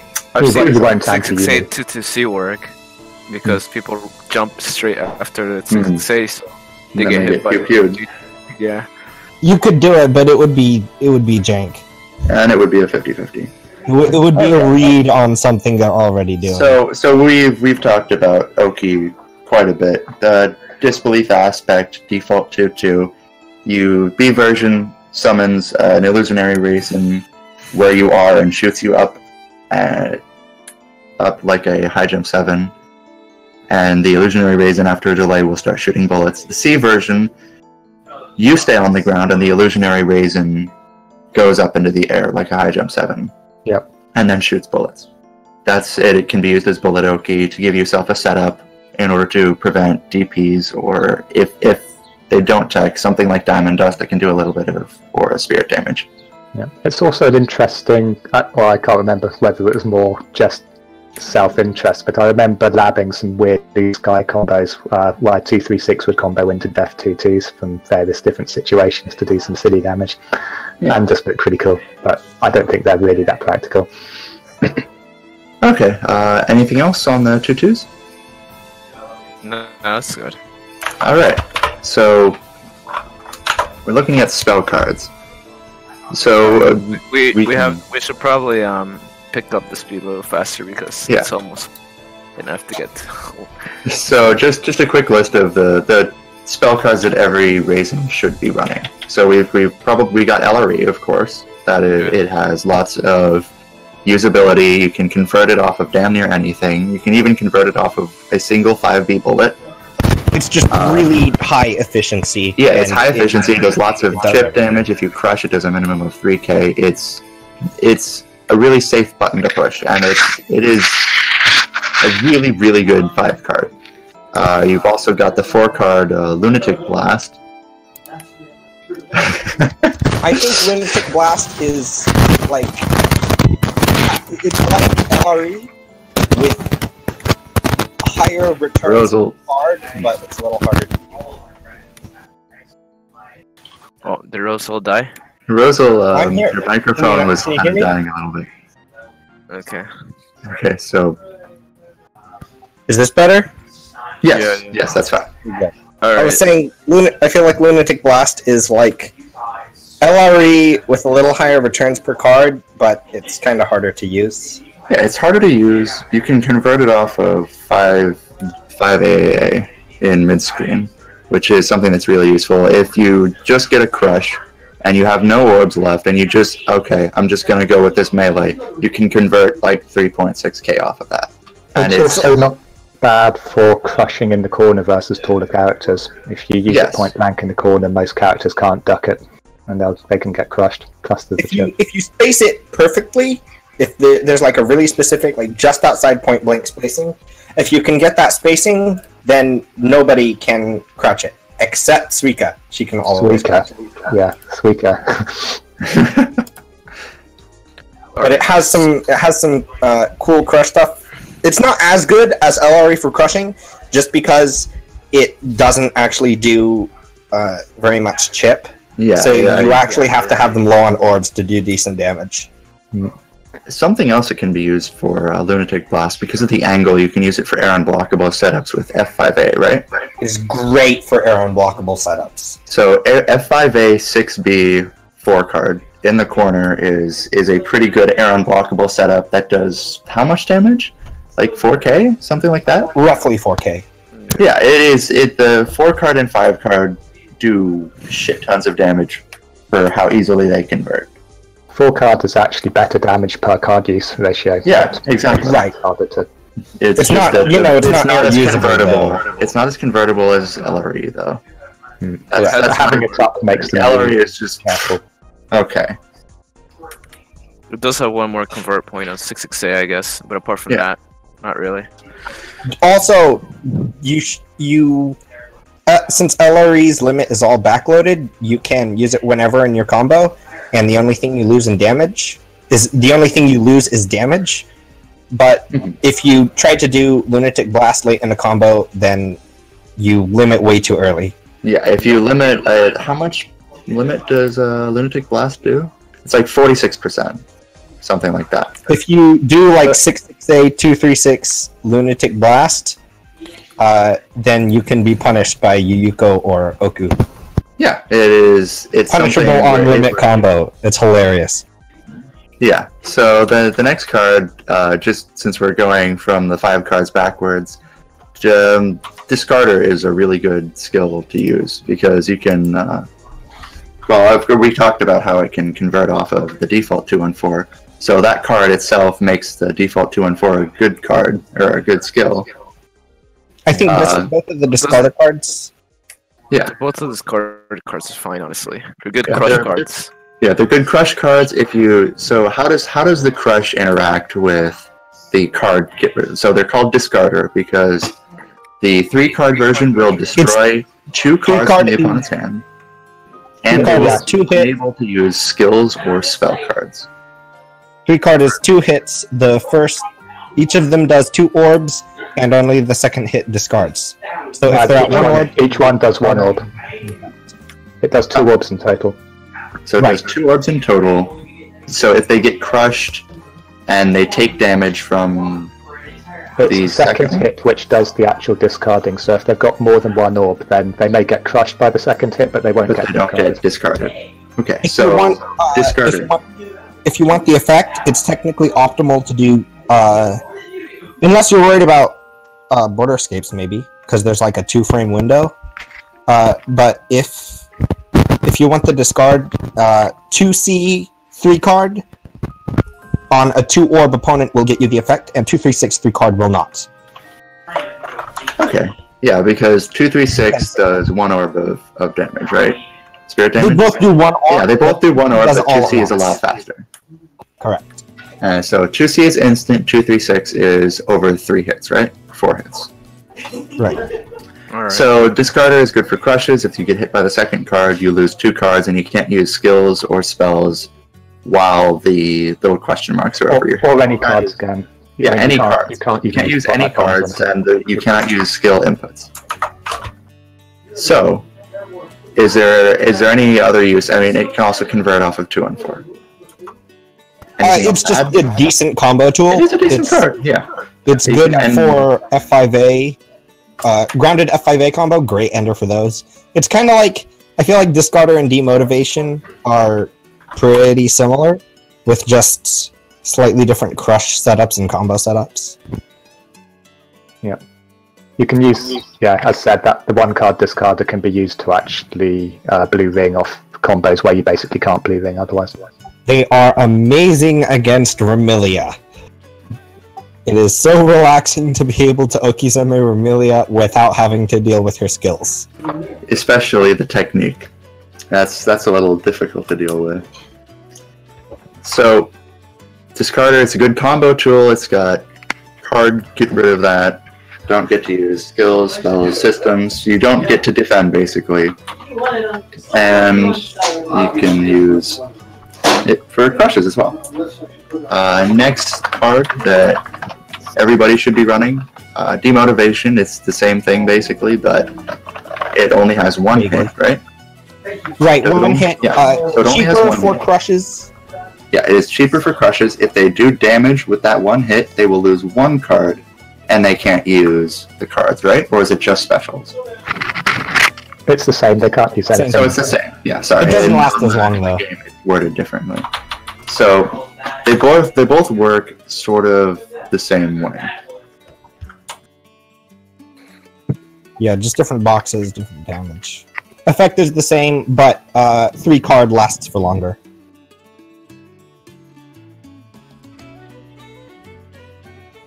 So 3 card lasts for longer. Is there anything else to say about Demotivation? No, that's good.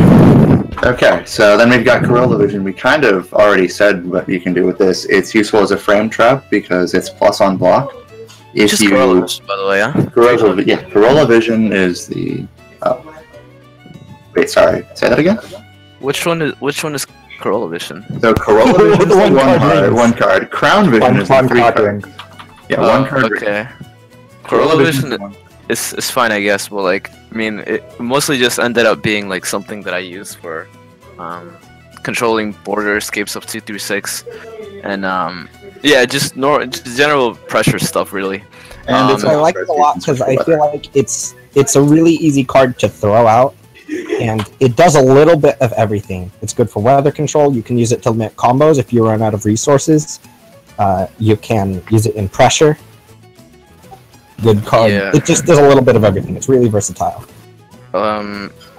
However, like I've seen races don't run it too, because there's still the one card too. I really the only cards that really feel like should be in Raisin's deck are like LRE and 4 card, and I would usually just run like 3 of the LRE, maybe 2 or 3 of the 4 card. Everything else is kind of like open-ended because the weather control is really nice, but you have it also on the one card. On the other one card, plus you also have some Japanese players like to run the weather control thing, or some of them just like to pack up racing with a lot of defense system cards because you don't want to deal with Bloom all over again or deal with any other setup character.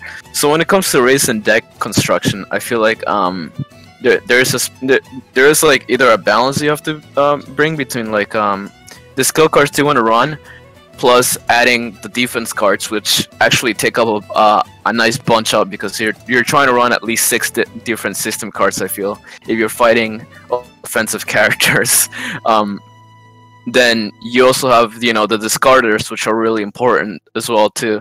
But some people skip discarders for more LRE or more 4 card, perhaps maybe another defense card or leveling up a second skill card. So you have to really weight like what you're trying to do and what character you're fighting, because I feel like it's really hard to add up more than 2 skill cards in Raisin's deck, because if you go above putting 2 different skill cards that you're trying to level up in Raisin's deck, then you end up eating like either your defense side, which or your system cards, or you end up eating one of the cards that it could be like a discarder or an LRE even, because some people run like 2 LREs. So it's really hard to manage up. Making a racing deck, I feel, has to really be a lot about you have to think about the character you're playing and what you're trying to do. Actually, there are a few racing decks which are like really easy to use, which is a good thing about the characters that people have like these really easy decks that they can use like 4 LREs and 4 cards because they're nicely comboable and stuff. And the same thing with the discarders. They're nicely comboable, but like some people, I remember some Raisins running it and not even knowing that discard didn't even let you use skills. And sometimes not the other person not using skill might not even make a huge difference. Like you're fighting Yomu. Oh my god, you stop her from using Rekka now, great. But yeah, that's mostly what I think about. Past the LRE and the 4 card, she does have a lot of room for experimenting with the kind of cards that you need to have. But you know, it's really important to keep up like the defense system cards. I feel that's besides the 2 cards. Now that you think about it, you need some defense cards. Yeah, I would second most of that. I think deck space is a premium. I always take a couple of coins in as Reisen and sometimes a Hangeki or 2 as well. And, you know, that's usually it. Again, need the LRVs, a few of them, 2, maybe 3, and a couple of Lunatic Blasts, and then discarders maybe, and you've not really got much space left for other stuff. You just sort of decide on which deck you're going to run which particular skill level, or maybe just throw in a load of them and use 1 or 2. Get the others a card fodder. I totally agree with that.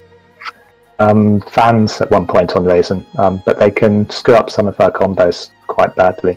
But they do mean that they help a little bit in defense as well, because you can walk backwards a little bit more easily out of stuff. And it makes our backdash go a bit further too, which is nice. They're like, it's not even that you have a lot of good cards, it's just that you want to run a lot of copies of your good cards. And that results in, like, at least 4 defensive systems and at least, like, 4 to 6 spells or something. And you don't end up with a whole lot of deck space in the end. The thing that scares me about running too much heavyweight cards is just that what you end up eating could potentially be life-saving in the future. So if you hit someone with an RE and like you eat up all your remaining system cards and you're fighting Yuyuko, even if she does have like 10 HP left, say, if she knocks you down with Sphere Bloom and she has, if she knocks you down, she has like Sphere Bloom above level 2, then that like all that advantage could potentially be lost in like 1 knockdown. So yeah, that's what I feel about running. That's why I fear about running heavy weight cards sometimes. Yeah, I mean, I'm quite happy to let a 3-card discard or eat an LRE or whatever sometimes, especially in that sort of situation, just to keep the coins. Yeah, sometimes I'd rather use discarder to take out VO instantly, instead of using LRE, because it's only 1 card, and I can build up the LRE, but the 1 card is deleting 1 Veil could save me my life sometimes. Yeah. Alright. Any other I mean we also have like, I guess, the fun cards.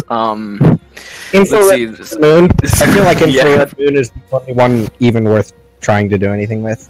Yeah, because most of the others suffer from either not doing anything or just being low ass damage. Infrared Moon is the only one that does anything special.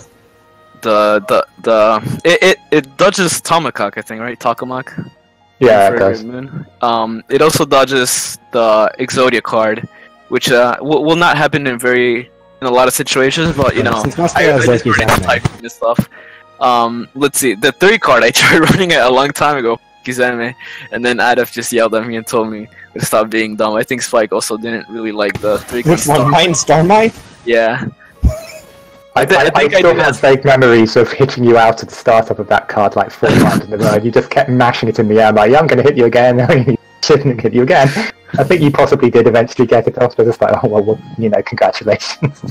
I still maintain that I think Mine Starmine is a solid contester for one of the worst spells in the game. I mean, it combos of 6-6-C. Like, not a lot of things combo of 6-6-C besides, like, LRE and stuff, I guess. Yeah, you... Why use LRE when you can use Mine Starmine? The starter combos off of 6-6-C. Oh yeah, sometimes. Sometimes, yeah. What other fun? The Poison Mist. I don't really. I mean, I guess the chip. Yeah, I guess. I mean, I do with chip damage. Is, yeah. It's like 2k chip damage, right? Or is it 1.2? Okay, or something. 1.5. If it had the gimmick on it that it could actually trip kill, then it would be cool. Right. It is 2-card Poison Gas is exactly the same amount of damage as 2 blocked level 0 default 2/3/6s. It's just not high enough damage. If it did like Yuyuko 2-card poison damage, I'd probably run it. But it just doesn't do enough. Right. Yeah. It That's if they spend the whole time on the ground, by the way. If they get out of any of that damage by jumping or being high, then you know, it's a nice you would get more damage from 2/3/6s. Let's see. Other fun card includes oh yeah, the Crown Vision, right? Low damage. Same problem. It's just not more efficient than anything. Yeah, but you know, bringing up what Rockabave said last time, you know, it cycles weather. No, like Rockabye does. You get those 14 cycles. Maybe in 20XX Soku, where you need that 14 weather cycles, then maybe it will be good. But until then, it's just not. It's just low damage. Okay. Most of the rest are kind of like X-Wave is literally just a undersense break that costs meter. Elixir is just another terribly bad card. You guys done with skill and spells? Yeah, Yeah, I think He's it's sleeping here. Okay. She only has 5 spells. Very good. Okay. So we basically have almost nothing left. We may want to talk about matchups and how to face Reisen himself. So try to mix the two things together. Also, we want to try something new today. We'll fuse the question and answer section with this part. So if you guys want to ask those guys some specifics about Reisen, go ahead.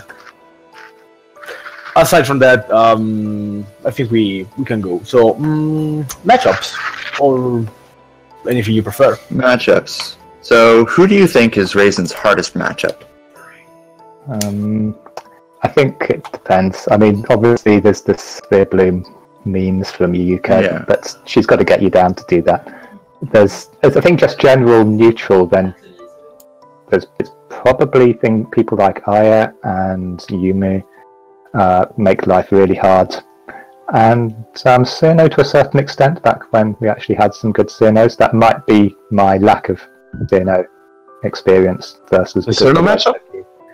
Yeah, because on the floor, Cirno has got risky 6-6C, for example, but that will outright win against anything Reisen does. Obviously, it grazes any bullets, and it outreaches and low profiles any attacks that she does. So it means you have to be in the air a lot, and Cirno's pressure when she gets you in the corner is really quite scary in the hands of a good player. It's very hard to see what the heck she's doing. The ice stuff is just like, okay, what's she actually using now? So that can be kind of hard to deal with, and she can snipe Reisen with her quite fast bullets as well, and just generally control space and force you to keep grazing. That's not a bad thing, but it can drag things out and get you annoyed, and then you do something stupid and kill yourself. So to a certain extent, as I say, Blaze may have other thoughts about this, because largely I've found it's very hard to get experience against Cirno because there are just so few of them. Yeah, I actually didn't think about that of Cirno. Now that I think about it, like even her defense is pretty good for this Reisen's block strings. She has a fast walk, and the 5C is kind of annoying for trying to do air pressure sometimes. You know what? Yeah, I would think that Cirno could potentially be a hard matchup. I'd have to face her a little more, but makes sense. Catching her tech is quite hard as well, I've found. She's got quite a long fast head. The only one I hate more is Meiling's. Meiling? Oh yeah, Meiling. Meiling is hell to Oki. Yeah, she's also a little hard for me. I mean, I'm starting to... I haven't really fought her lately, so... I mean, I think I'm just going to settle with using the skill cards for trying to Oki Semi-Hair, at least with Wildfield. As for other matchups, I don't know if you guys said your other matchups. The matchups I don't like with Reisen, as in I feel that I still have to try a little harder in, is let's see. So there's Marissa, which is really problematic for me because for some reason all of her ground normals just keep beating my F5A. I don't know why. And my 6-6A also. Her 6-6A for some reason just hits me out of my 6-6A for some reason. I don't know why. And her F5A is 1 frame faster. I don't know if this makes a huge difference, but it does keep beating mine. So in the ground, I feel like Marisa gives me problems. Her movement is also pretty wonkers as well, and she has the DP, which is not the best, but you know, DP regardless. And it does a lot of damage on campus anyway. She has one Oki bullet set up versus Reisen. Well, 2 if you count the silly charge 5C ones. But there's also the J2C Okizeme and the 2-2B Okizeme that you can do on Reisen. So I feel like Marisa is a little hard. Yeah, I think Marisa also, I agree, makes you jump a lot more, and she has some pretty good anti-airs. I mean, her 6-6C is long and far, but also her rollers on the ground one, which I forget which button that is now, is very good at catching you just as you're landing, because it's got speed and distance and low profiles, anything you try and stop her with doing it, so she can catch you on the way down. Yeah, it can be hard. And as you say, her air mode is just crazy. It's very hard to pin her down. I feel like she has a lot of dominance on the ground against me, because your microphone's dying. Rosel, your mic's completely dead. Can't believe Rosel's dead. Is this better? Yes. Is it really? Yeah, it's not breaking at least. Okay. Well, that's basically my rest of the nutshell. There's a few other things that potentially annoy me, but those are the things that bother me the most. Yuyuko, I mean, besides this film, I don't really think she's a problem, really, honestly. I mean, to anyone studying her, if you watch a lot of replays of Reisen versus Yuyuko, you realize that Reisen does win the matchup in terms of neutral. But Yuyuko has this field, and I mean, her defense is also kind of high variable sometimes, and she does get good damage of her poke sometimes, I'd say. Especially with the 4-card, the little 4-card thing that, you know, is combos from pretty much every single hit you could imagine. And she has the amazing get out of jail, what do you call it, reversal cards, which thankfully don't do as much damage as I thought they did. But you know, it's still the fact that, you know, it's really fast good and reversals in the game. They're so fast to set up. For being bullets as well, but at least for being bullets, they get to be 360 reversal cards, which is not something that you see in a lot of reversals, anyways. I feel like Reisen does really well in neutral, because Yuyuko's whole deal is that she has a hard time with getting sniped, and Reisen's whole deal is that she's really good at sniping things. Yeah. But yeah, I think Yuyuko does explode Reisen a little bit harder on knockdown. I think it roughly ends up being even, because they both kind of blow up on knockdown. I think Reisen does have the advantage in the neutral, but she gets vortexed a little harder. Yeah, I think with Yuyuko then, it's really just about the neutral and how well you can move versus your opponents. Usually you feel you've only got yourself to blame when you get hit by Yuyuko in neutral most of the time. It's just that the punishment for it can be really, really dire. I'd usually take a lot of discarders in against Yuyuko, just because if you can get rid of some of those sphere bloom cards, then that makes life much better. Better than using an MRE, for example. Right, so yeah, that's basically the Yuyuko matchup in a nutshell. Let's see, other top tiers include Sakuya. Sakuya is a really stressful matchup, because whoever gets knocked down loses about 6,000 or 7,000 HP most of the time. Yeah, it's a really offensive and high-paced matchup, I feel. Although sometimes Sakuya degenerates into using sealing J5C a lot of the times, which you can still blow up, but it's kind of annoying because Sakuya's J5Z is also kind of high in density. But I wouldn't say it's really anything special besides, you know, watching out for Sakuya's J6C snipes, which kind of just like, even if they do like even if 236 does create an explosion with 6C, like the thing is that the 60 travels way too fast, and it usually ends up being an explosion that doesn't really, isn't even really close to Sakia to begin with. So. Yeah, I think that Sakia, it's largely about reading well, and it's hard.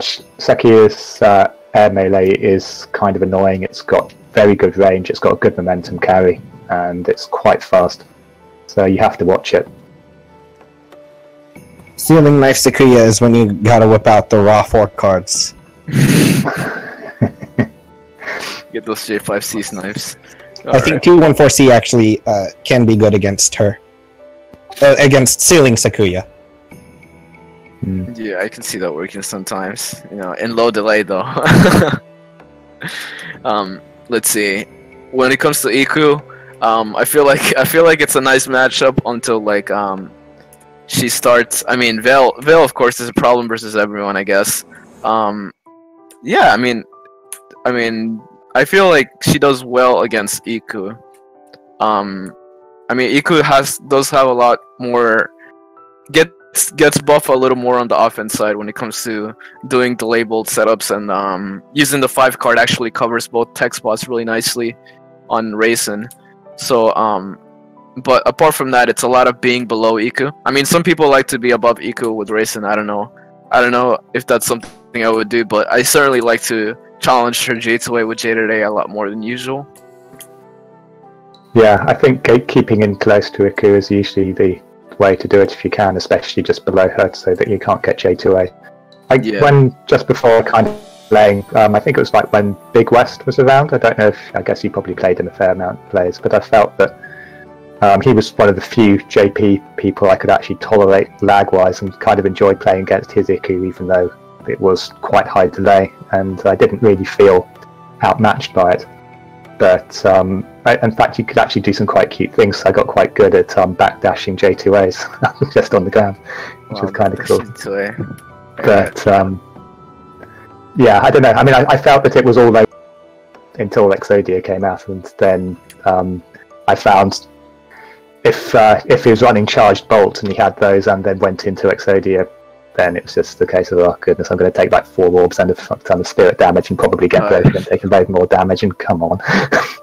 Oh yeah, the lay bolts are really something. Thankfully, she has to level those first, and usually she ends up being in the corner trying to spam her defense cards very often, because she does have some problems escaping her pressure too. Rosel, do you have anything about the Iku matchup? No, I don't have any Ikus to fight.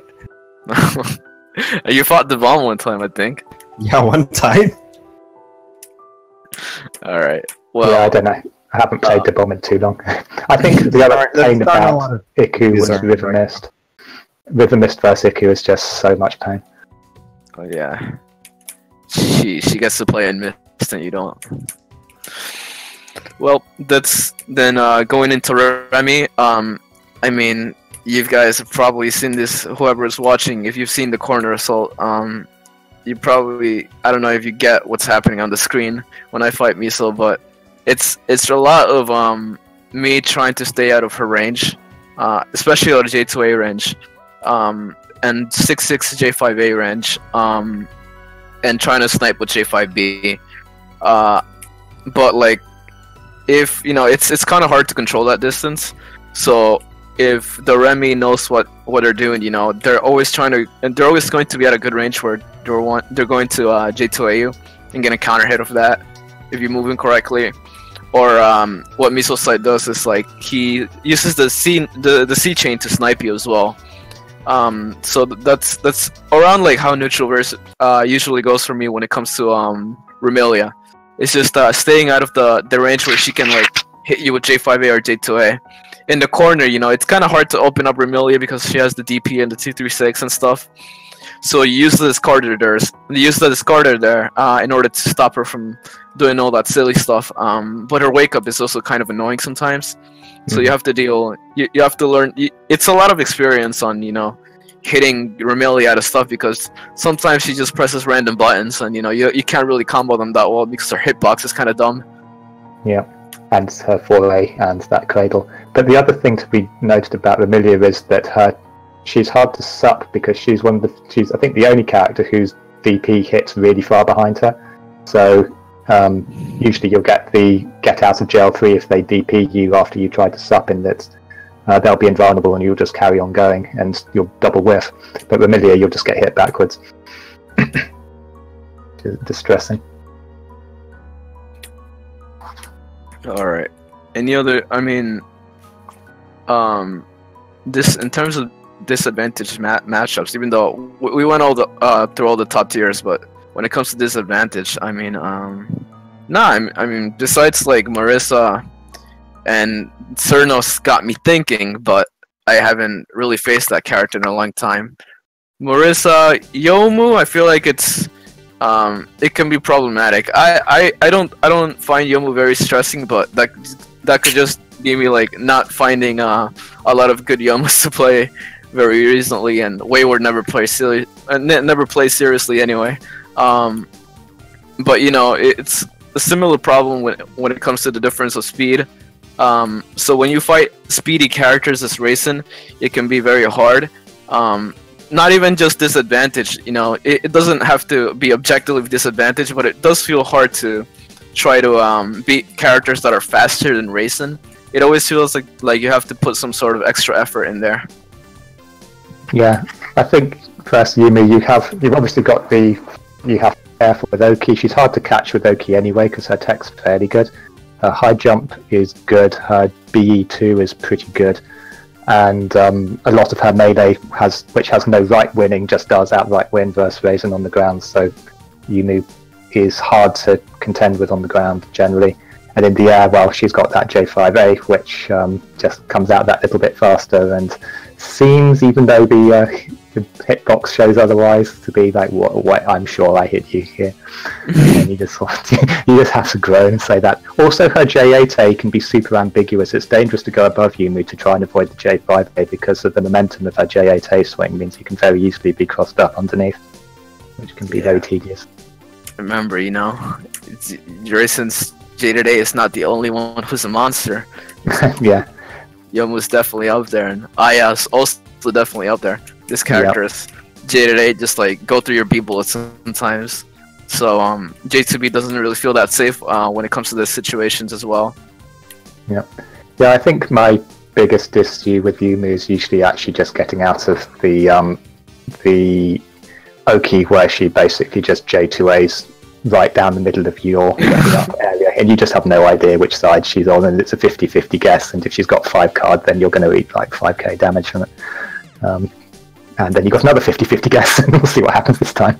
So, like with the Eco and Sphere Bloom, it can easily just cascade after a single knockdown if you're not lucky, and she reads your tag. All right. Any other special matchups? I don't really feel. Who have we not? We were talking about Aya briefly, I guess. Might be worth some thoughts because as another fast character, also who has very good melee. So some people say that Aya has some resemblance to Reisen, in terms of the B bullet cancel ability. She does cancel the B bullet.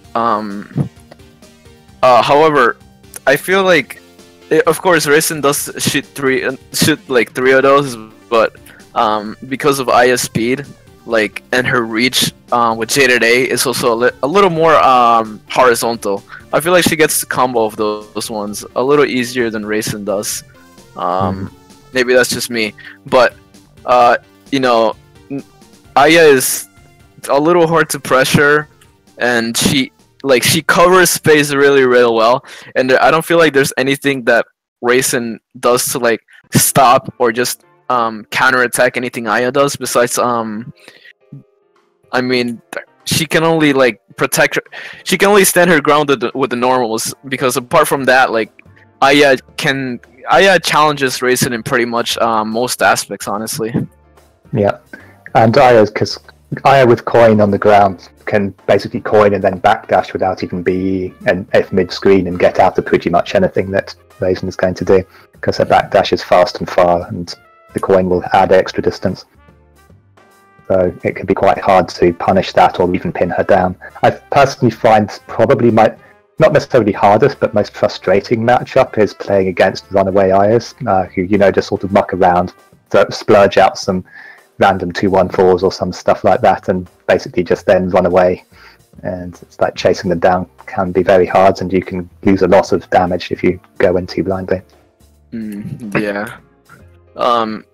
I mean, these are like just the problems though, because like even still, I really like Reisen as a character because like sure, like she deals with this stuff, but sometimes it's not really character. It's not like she's the only one who does it. It's a thing that like all the slow characters have to deal with, and Reisen is like really rewarding when she hits a lot of these moves, comboable moves that link into LRE.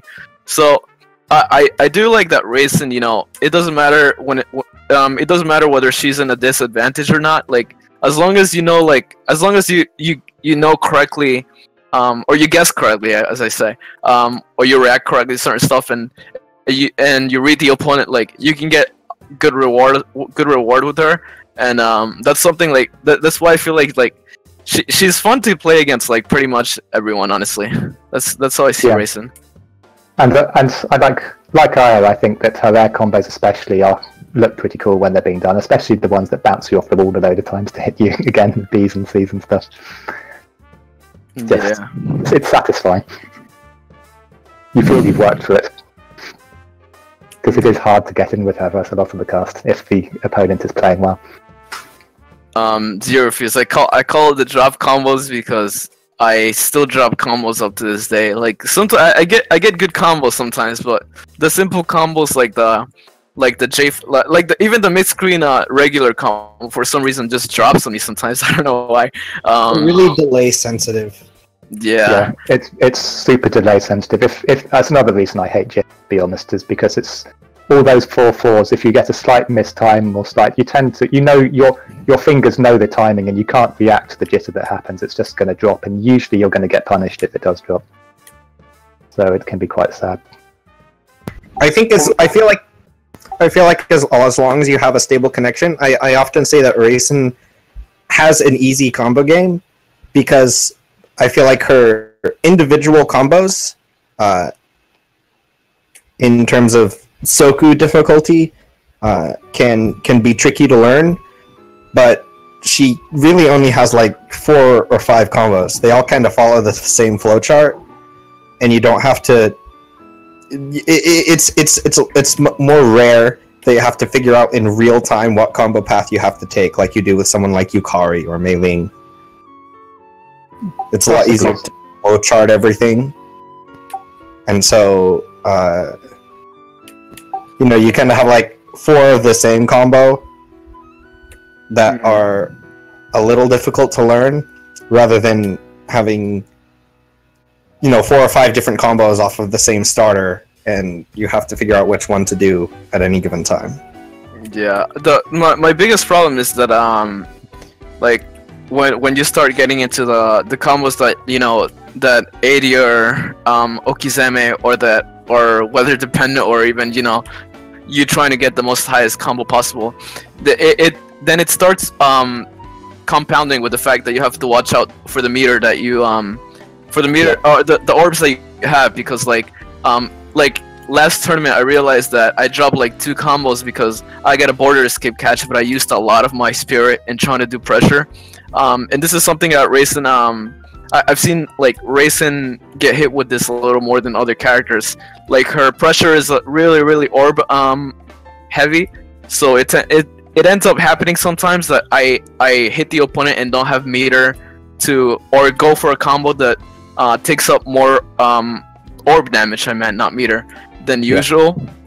So that's when it gets a little hard for me to combo with Reisen sometimes. Especially when I'm trying to get certain combos to get the good okizeme or the good damage, it all starts like falling in, and it just gets a little more difficult than I thought it would. Yeah, and that's kind of why I would say so often that I don't necessarily like throwing out skills like the rings from far away and so on, is that Reisen needs her orbs to actually get those combos at the end of the day. So if you've got no spirit because you've just wasted it on a recharge flying in or something like that, then even if you hit them, you can't do much, and you may not even be able to limit. And if you can't limit, like the classic one of doing your B&B and not being able to actually get a D off at the end or a final J44 because you didn't mistimed or whatever, then you're in trouble.